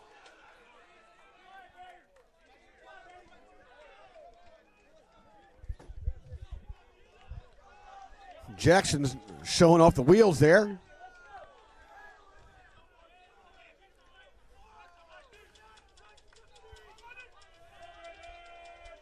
Long looks in, looks back. Fires home right down the middle. Maldonado pops it up. And it lands on top of our concessions tent. It almost took out the hamburgers. Not the food.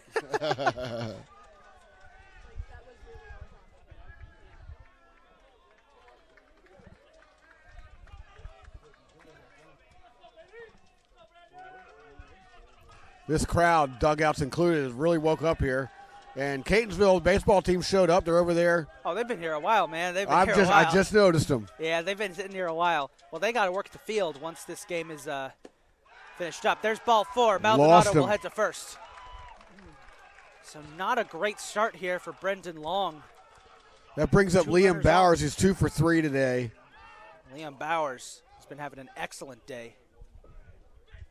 He's got 2 on. Center fielder number 3, Liam Bowers. Tying run is at second as, there goes the baseball I was tossing around up here. No problem. Good to have something to fidget with sometimes during the pauses. Sure. So Long had to adjust his sleeve there, see if that can help him tighten up his pitches. Tying run is at second. Go-ahead run is at first. Liam Bowers, all the pressure's on him here at the top of the 7th. Going. Runners are going. Ooh! Oh, he fouled it. You got to be kidding me. So the runners were on, but the ball went flying like way behind Bowers, but his bat was sticking in the air. I thought it bounced off his back. You're right. No, it hit the bat. Yeah, that's a foul ball, so everyone's going to have to go back, and that was just probably one of the strangest foul balls I've ever seen. I've never seen a foul like that before. Bowers isn't arguing that he was hit, so I guess it did bounce off the. It looked to me like it hit his back, but he doesn't seem to be. No, it was the bat. All right. Hit and run was on, either the hit and run or just a straight double steal. I couldn't really make it out because there's no way to know now because the ball was thrown so far inside. It almost hit Bowers, and as he ducked, his bat kind of poked up behind his head, and the ball found it. You know, it's one of those things. Yeah. The ball found it, resulting in a foul ball. Well, now we got a discussion going on at the mound. As the coach comes out to give Long some advice. Count that as a mound visit. Yep. Game 2 was supposed to. Oh, there it goes again. I got to stop, drop that thing. Game 2 is supposed to start in about 10 minutes, so that's definitely getting into. That's not happening. Here. Yeah. So it's an 0-1 count here. For runners, Liam Bowers. Runners at first and second, just one out. Just a tad outside and high, ball 1.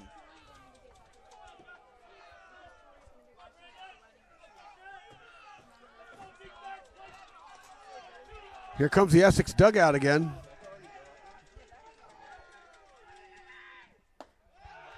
Another high pitch. Ball 2.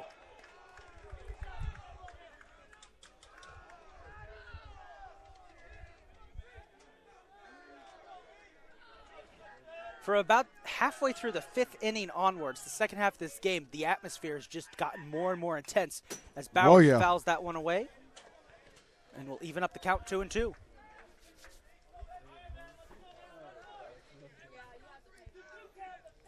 Well, the Knights with that big 6th inning scoring, putting up 3 runs to tie it, really changed the chemistry, if you will, of this game. And now they trail by just 1 run, but they got 2 runners on. 2-2 count. Looking strikeout. Struck him out. Bowers not happy about that. That'll be 2 away. As this will bring up Eric Elliott, the right fielder. Well, that low zone has been consistent all day long. I think Bowers wasn't pleased with that one being more inside.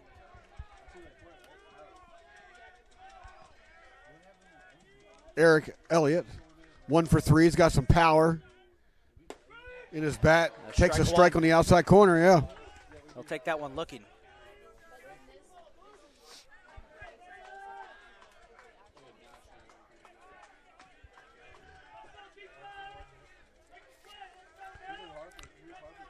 Brendan Long looks in, he steps off.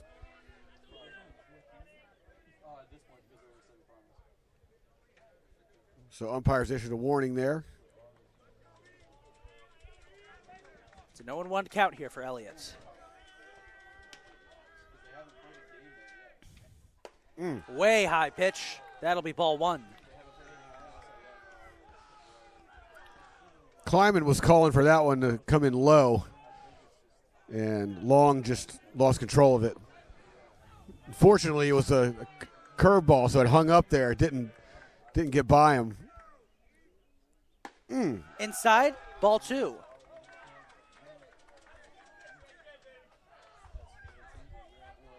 A good pitch by Long, just not centered enough.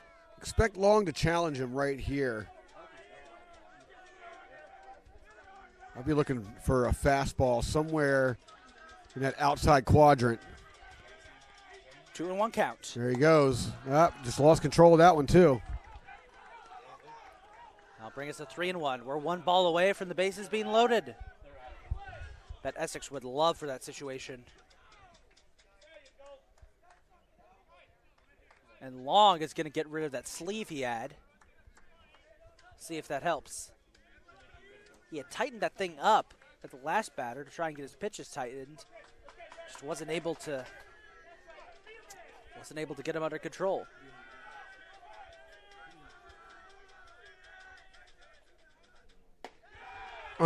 Ball 4, and the bases are loaded. So here comes Alvin Corella.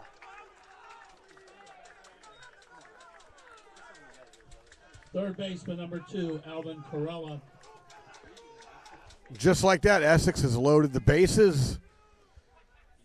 Got Corella digging in. He's 0 for 3 today. Reached on a fielder's choice.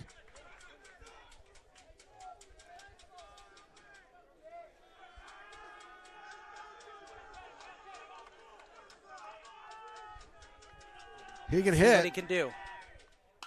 Gets under that one. Pops that Popped him one up. up. About as perfect of a scenario as Frederick could ask for to get out of this one.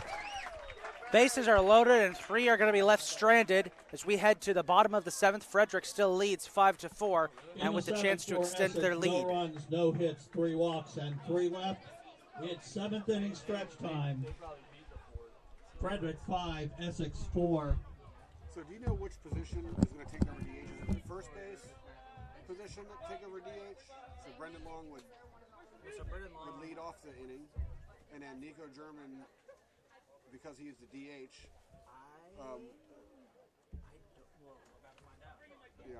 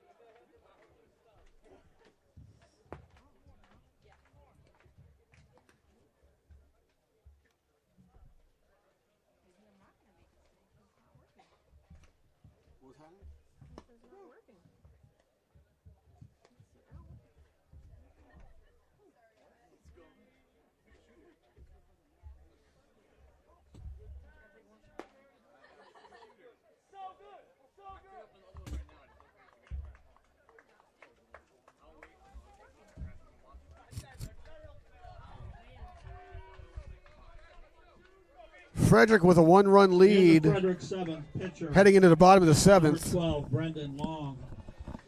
Brendan Long, the pitcher, after finishing up that inning, he will lead off here at the top of the 7th.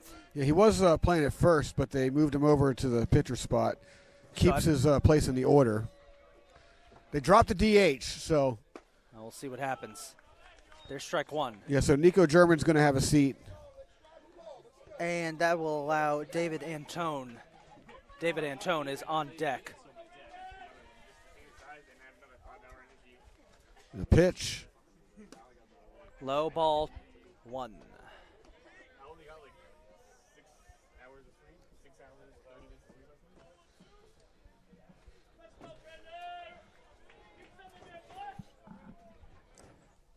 Oh! Little headhunt action there, though. I mean, that one certainly not intentional. Sailed over the back of his neck and actually hit the umpire in the shoulder.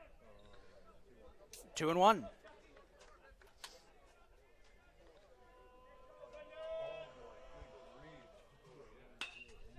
Big hit into center field. Fly ball. Bowers is back and got it. That's 1 out. Look like Bowers started coming in for it, right? Right. Kind of lost it in the clouds a little bit there, but then tracked it, backed up nicely, First threw his base glove up, number made the catch. 44, David Antone. David Antone will be up next for his first at-bat of the game. Let me pull up his stats here on the season. So Antone. So this is Antone batting. Yes. I got to 20 find hits him. on the season. 59 at-bats on the season, 20 hits, 17 RBIs. He's batting .339. Looks at a strike there. Start strike 1. Easy little substitution here on the digital scorecard. Antone Gets under that huge one. Smash into It's left back. center field. Back towards the wall. Gone! See ya! It is gone. David Antone, his first at bat of the game, and he smacks a huge home run. Frederick leads it 6-4. He got every bit of that one. Looked for that inside fastball, got it, pulled the hands in, got the bat around about as fast as you could, and just annihilated it to left center. Catcher number 25, Brendan Kleiman. So how's that for a substitution? Best substitution I've seen. That's going to be first home run of the entire game. Far cry from yesterday. And here's Brendan Kleiman, who swings and misses.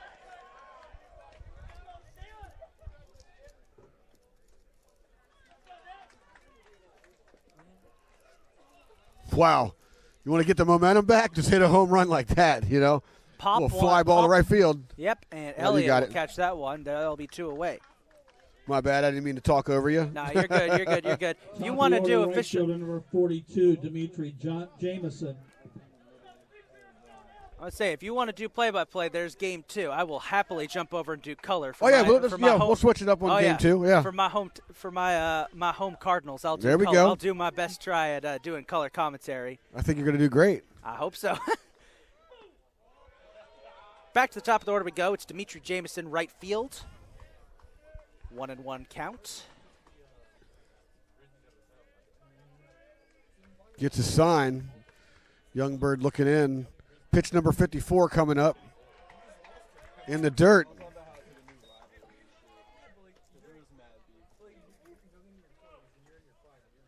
Two and 1. 2-0. Oh, wait. No, it's 2-0. I think you guys, Is it 2-0? I don't know if the scoreboard's right. It is 2-0. Big hit by Jamison Jeez into Louise, left back to field. back. Back. Nope. This time Bowers is able to grab it. That's Wow. out 3. I was ready to get excited again. We were about to get very excited. Love a good home run. That So- One run, one hit for Frederick in the seventh. 7 complete. Frederick 6, Essex 4. So Frederick takes a 6-4 lead as we head to the 8th home stretch. Essex looking to try and get something going here in the top of the 8th.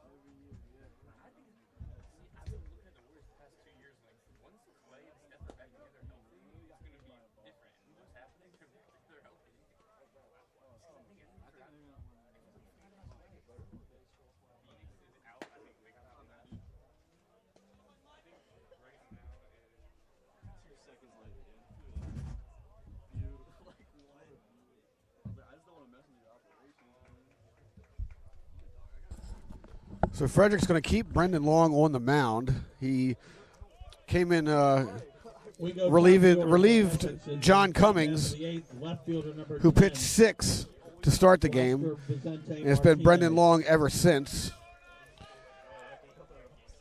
And he'll face the top of the order here as Huascar Vicente Martinez, the left fielder, will lead off. Gets some contact right off the bat as he pops that one up.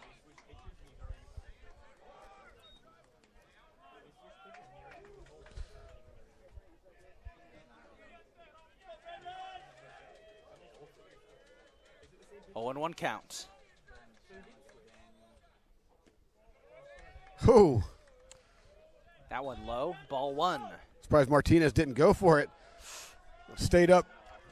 Curveball stayed up, for quite a while. But then dove at the last second. And he just does go for that one. Squares it up. Smash it into center field. A single for Martinez to kick things off. Now that is about as perfect of a bat sound you'll ever hear. Crack so audible you can hear it through my headphones. And these things are pretty... Shortstop number 11, LT Jimenez. Things are pretty good at keeping the noise down. LT Jimenez up next, the shortstop. Yeah, and with that hit, Vicente Martinez goes 4 for 5 on the day. A 750 clip. There's a reason why he's the leadoff hitter here. 0-1 count for Jimenez.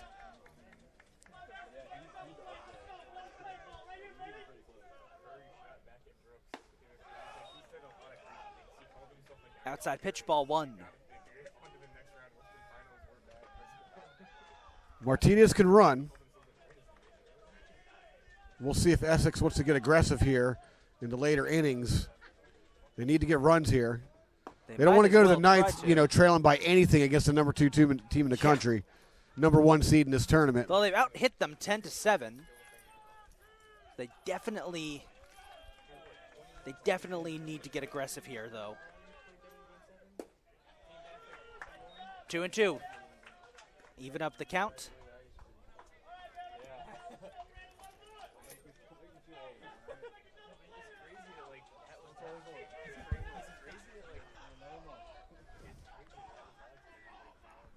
Pitch to the outside.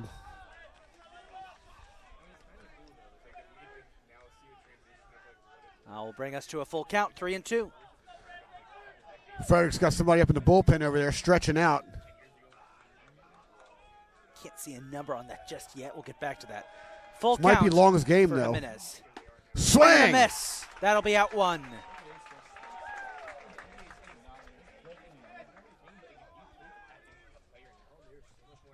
That'll wake up your bench. 14, Luis Marrero. Luis Marrero, the second baseman, up next. 0 for 3 with 2 ground outs. Flew out. Got on base with a walk as well. He's got a runner on with one out here in the top of the 8th. Essex has got to get something going. Strike one. A 1-1 count for Marrero.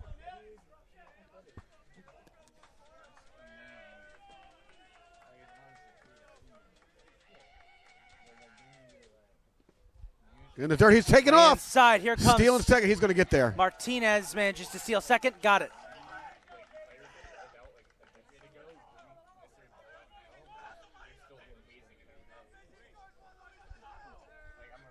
Kleiman had a little difficulty digging that ball out of the dirt behind home plate. He might have had a chance. Martinez just too fast, unless it's a bang-bang play. Unless you get it off real quick, he's going to beat you every time. That pitch well off target. That'll be ball 2. Tying run and scoring, or tying run at the plate. The runner in scoring position, Martinez. Not the most important thing in the world to Frederick right now. So I am surprised that Long keeps looking back at him, but. There's an outside pitch, ball 3.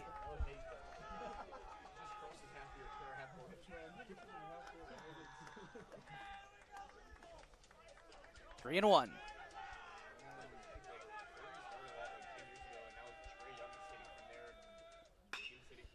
That one knocked foul will bring us to another full count. Little ripper down the line there.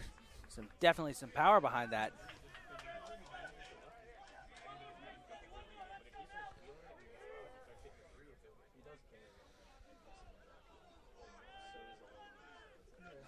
Pitch number 41 for Brendan Long coming up.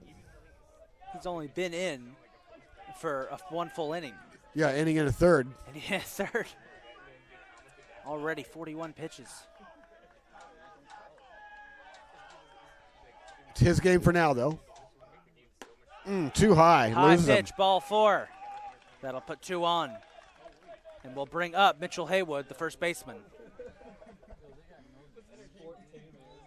First baseman number 34, Mitchell Haywood. Haywood's put together a 3-for-4 day. 2 singles, a double. Pretty solid for a tournament. I mean, that'd be pretty solid for any game. Oh, yeah. Especially in a tournament, though. Again, not the end of the day for the loser here, because I still have another game to play. Right. It is double elimination, but still, you'd love to go in tomorrow, and force another team to have to beat you twice. And it also, but at the same time, the losing team here does get an entire game to rest up, while the losing team of the next game, well, they don't. They immediately have to go into game 2. Right. 1-0 counts.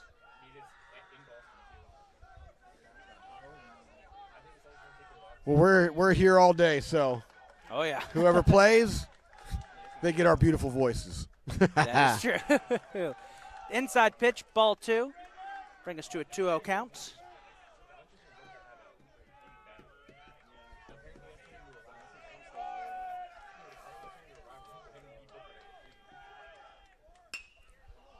Fly ball. High. Back into center field. Center fielder got it. Vicente Martinez trying to make it to third. Got there. Almost lost it. Josh Wilson tracked that pop fly very nicely. Got the ball back in real quick, but Vicente Martinez just too fast on the tag to get down to third. And Marrero moves up to second as well. And in There's the a little protest going on out there, so Miles threw the ball back to Aiden Masters out there at second to double check the tag, and the umpire ruled him safe. So both runners tag, both runners safe. Catcher number 13, 2 outs. Manny Jackson. I'll bring up the catcher, Manny Jackson. It looked like Vicente Martinez wanted to run home, but had to stop short. Jackson pops that one up right underneath the pitcher, and that'll bring an end to the top of the 8th. 6-4 remains the score. We head to the bottom of the 8th. Frederick gets a good defensive stand with 2 runners in scoring position. No runs, a base hit, a walk, and 2 left for Essex in the 8th. 7.5. Frederick 6, Essex 4. So now potentially with only 2 innings left, well, 2 half innings left, we head to the bottom of the 8th. Frederick now looking to try and extend their lead as we have a pitching change for Essex.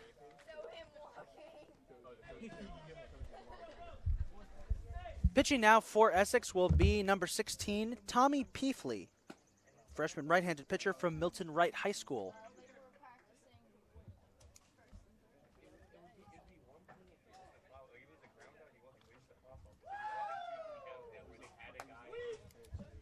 Who's pitching now? We have a pitching Tommy change Peefley. for Essex, now doing the pitching, number 16, Tommy Peifley. Excuse me, Peifley.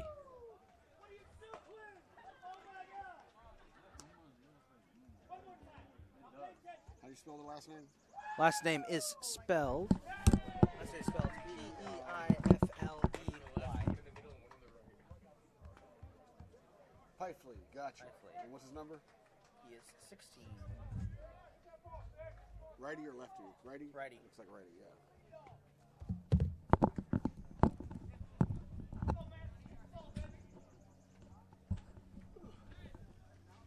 There we go. I'll read the line for the last pitcher. All right. I'll introduce you. Let me introduce the new one first. So Tommy Peifley, the new pitcher for Essex on the season. The freshman, 5 appearances this season, 1 save on the year. He's only pitched 6 total innings. Averages 9 strikes per game, 3.00 ERA. Yeah, and Joshua Youngberg exits the game after 3 1/3 innings pitched, throwing 18 balls on 37 strikes. He does have a strikeout, and where'd my number go? He gave up 2 runs. Sorry. You're Took good, me a you're second. good. I'm looking at these, like all these dots and all this. 2 earned runs, 1 strikeout, 3 1/3 innings pitched. He'll face Aiden Masters here to kick off the bottom of the 8th, as Masters knocks that one foul, brings us to a 1-1 count.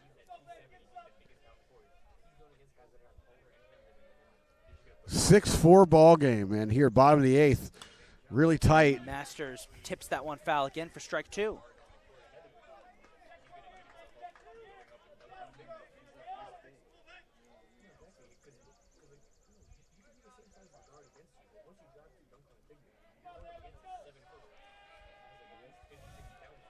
One and 2 count. Watches that one Nice. fall right Caught in. him looking. Strike 3. Strike Wow. 3. Not a bad little introduction. It's like, hello, my name's Tommy Peifley. Guess what? You're going to strike out looking. Justin a call up next.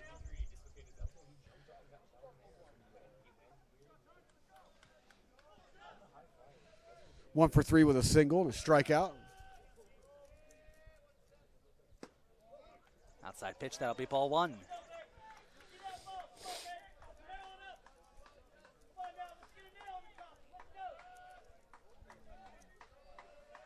Peifley looks in, gets his sign.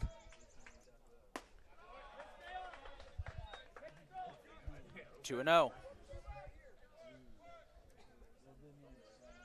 So Frederick putting up 7 hits. Remember how lopsided it was earlier? Yeah. When they had the run? They've definitely No closed hit, it or the in. 3 runs, no hit, yeah. They've closed it in here to just 3-run deficit. Things not going good here for Peifley. 3-0 start here for a call. Yeah, and then Patrick Bradley Cooney starting off the game by striking out the first 9 batters for outs, despite giving up the run. Right. That's just one of the crazier things I've ever seen. But again, testament to this tournament. That'll be ball 4 and a jaunt to first for a call, as Brody Nevaker will be up next. Left fielder number 20, Brody Nevaker.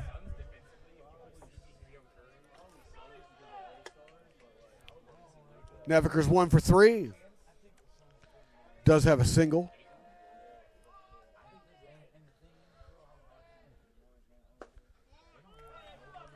Just want to remind the viewers and listeners out there in YouTube land that Nevaker's mullet is real. Yes. Speaking of which, the comment section's open. Get on in there. You want to do some shout outs or something, get in the comments. Make sure you hit the subscribe button. There's a lace big hit into out the center field. It's going to get down. Bowers he dives. He can't get it. He couldn't get it. This will bring a call over to third. Big single there from Brody Nevaker. Puts a runner in scoring position. And we'll that was a very loud single. Very loud. Very loud single. And we'll bring up Wyatt Miles.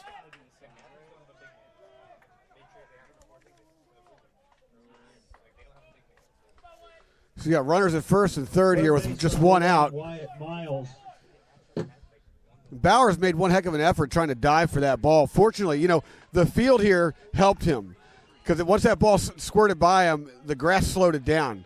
So, you know, was unable to roll all the way to the fence so he could get that ball back in very quickly to hold Nevaker to a single and also hold a call at third. Popped up. Second baseman calls for it. That's Marrero. And he got it. Oh, no, he didn't. He dropped it. One run's going to score.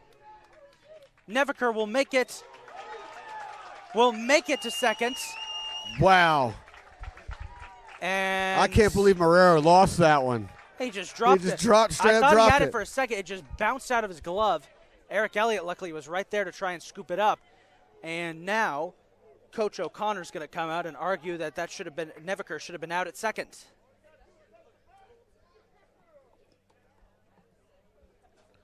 And the umpires are going to huddle up and decide this.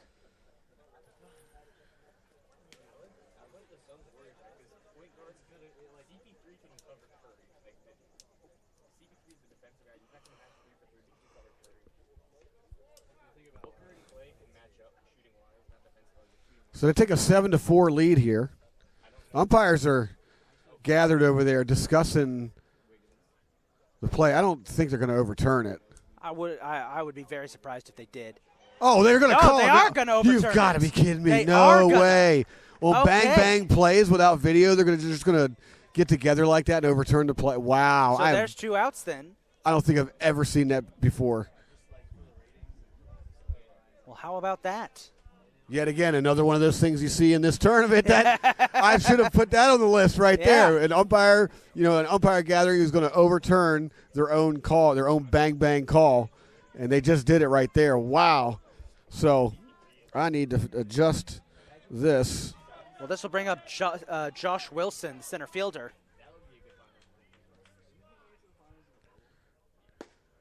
And he gets fed strike one. There's a strike right there. Pifley just trying to get him out of this inning. 35, Josh Wilson. Just trying to get him out of this, get Essex a chance to try and add some more runs. They trail by 3. Hopefully not anymore. 0-1 count. They're going to use this pitch to try and pick off Miles at first. Yeah, but trailing by 3 at this point, going into the top of the 9th, once this inning finally commences, I mean, that's a tall task, a tall order for Essex against the number 2 team in the nation.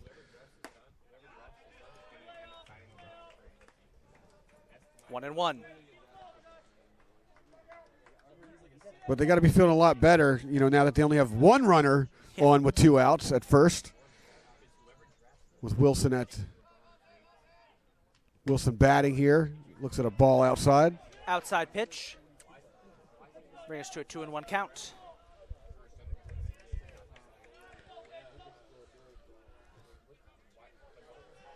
Now Wilson's capable of the long ball here, so you don't want him to just he gets a ground ball third base, scooped up, and that will do it. There we go. We got 1 more to go. To the top of the 9th we go. Essex trails by 3 runs. It's do or die. 1 more chance. Yeah, man, it's do or die for Essex. They don't score here, it's done. In the 8th for Frederick, 1 run, 1 hit, 1 left, 8 complete. It is Frederick 7, Essex 4.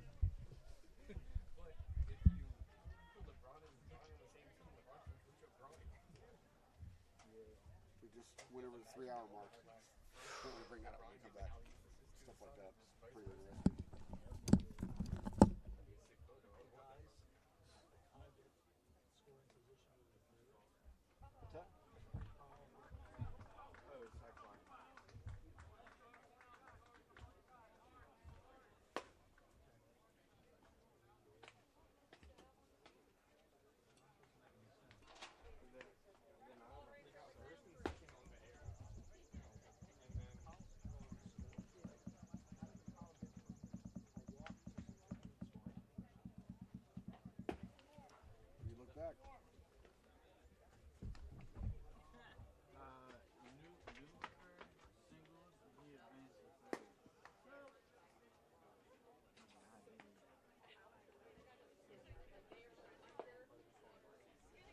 So, yeah, Nevaker hit a liner to.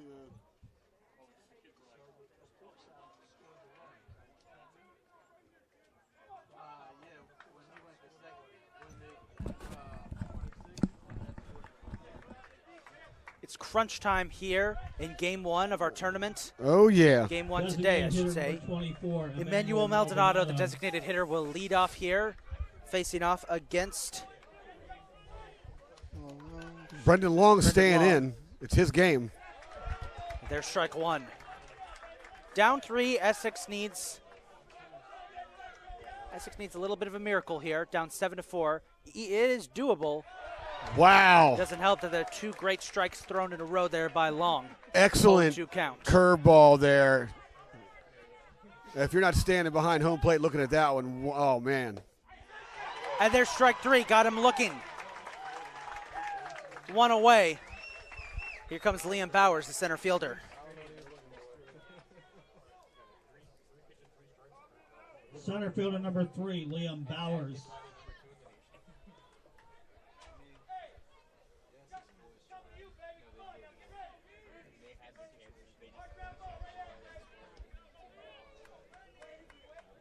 Boy, this game, Bowers looks that one didn't off. go.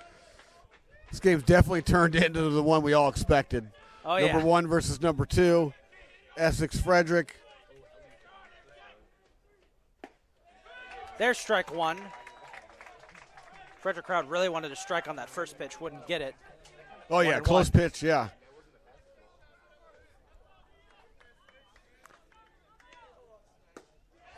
Strike 2. Long is just turning into a machine here in this 9th inning. Suddenly the Essex bats are frozen at a time when, they can't afford this. Looks at one pitch. high. 2-2.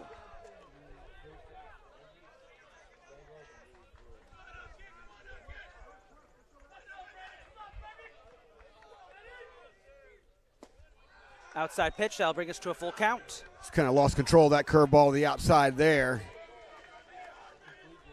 Works the count full. 1 out, top of the 9th. Essex needs runners in a big way. Ground ball, knocked up, shortstop's on it. Throws it over. Oh! First baseman misses it. Bowers is going to take off for second. It got stuck near the dugout. Bowers slides into second and will stay there. That's one way to do it. And Essex has got some momentum. Little bad hop there from the thick grass over there. Right fielder number 29, Eric Elliott. So we'll bring up Eric Elliott, the right fielder.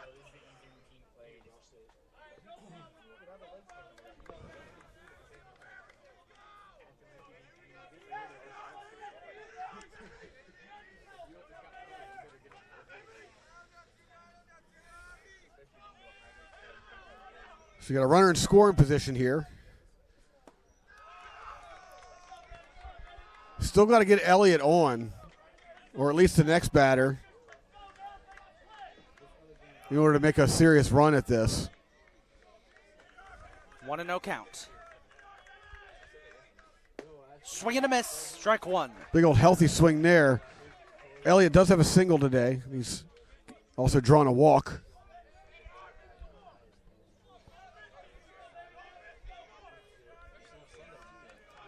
One and 1 count. Down the middle, there's strike 2. Wow. You kind of get the feeling that the strike zone's expanded just a little bit here in the It feels like it top of the has. 9th. Yeah, because there's been a couple calls here that I'm pretty sure weren't called earlier. Well, game 2 was supposed to start about 30 minutes ago. Swing and a miss. That'll be out number 2. And Frederick's one away from punching their ticket to the Region 20 Championship. And that was just a nasty curveball. Where's that curveball been all day long? Like suddenly, I mean, this thing is just looping and breaking very well. I mean, not that there wasn't any movement before, because he does that. He showed us a solid curveball all day long. But suddenly, here in the top of the 9th, when it really matters, he's getting that thing to drop. Alvin Corella is the last chance here for Essex, potentially. This game's been going on now for about 3.5 hours, as that ball is tipped foul for strike 1. Close. Game 2 was supposed to start about 30 minutes ago.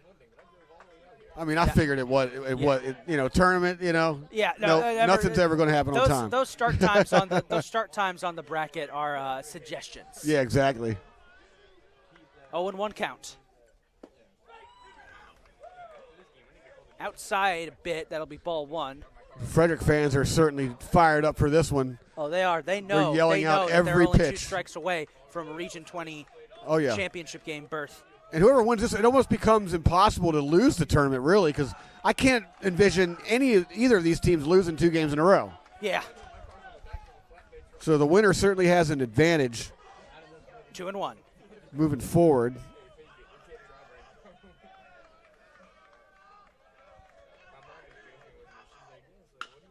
Hits it on the ground. Ball, knocked to third base. That'll do it. The Frederick Community College Cougars are headed to the Region 20 championship game. They win it 7-4 over Essex. CCBC Essex, their tournament isn't done just yet.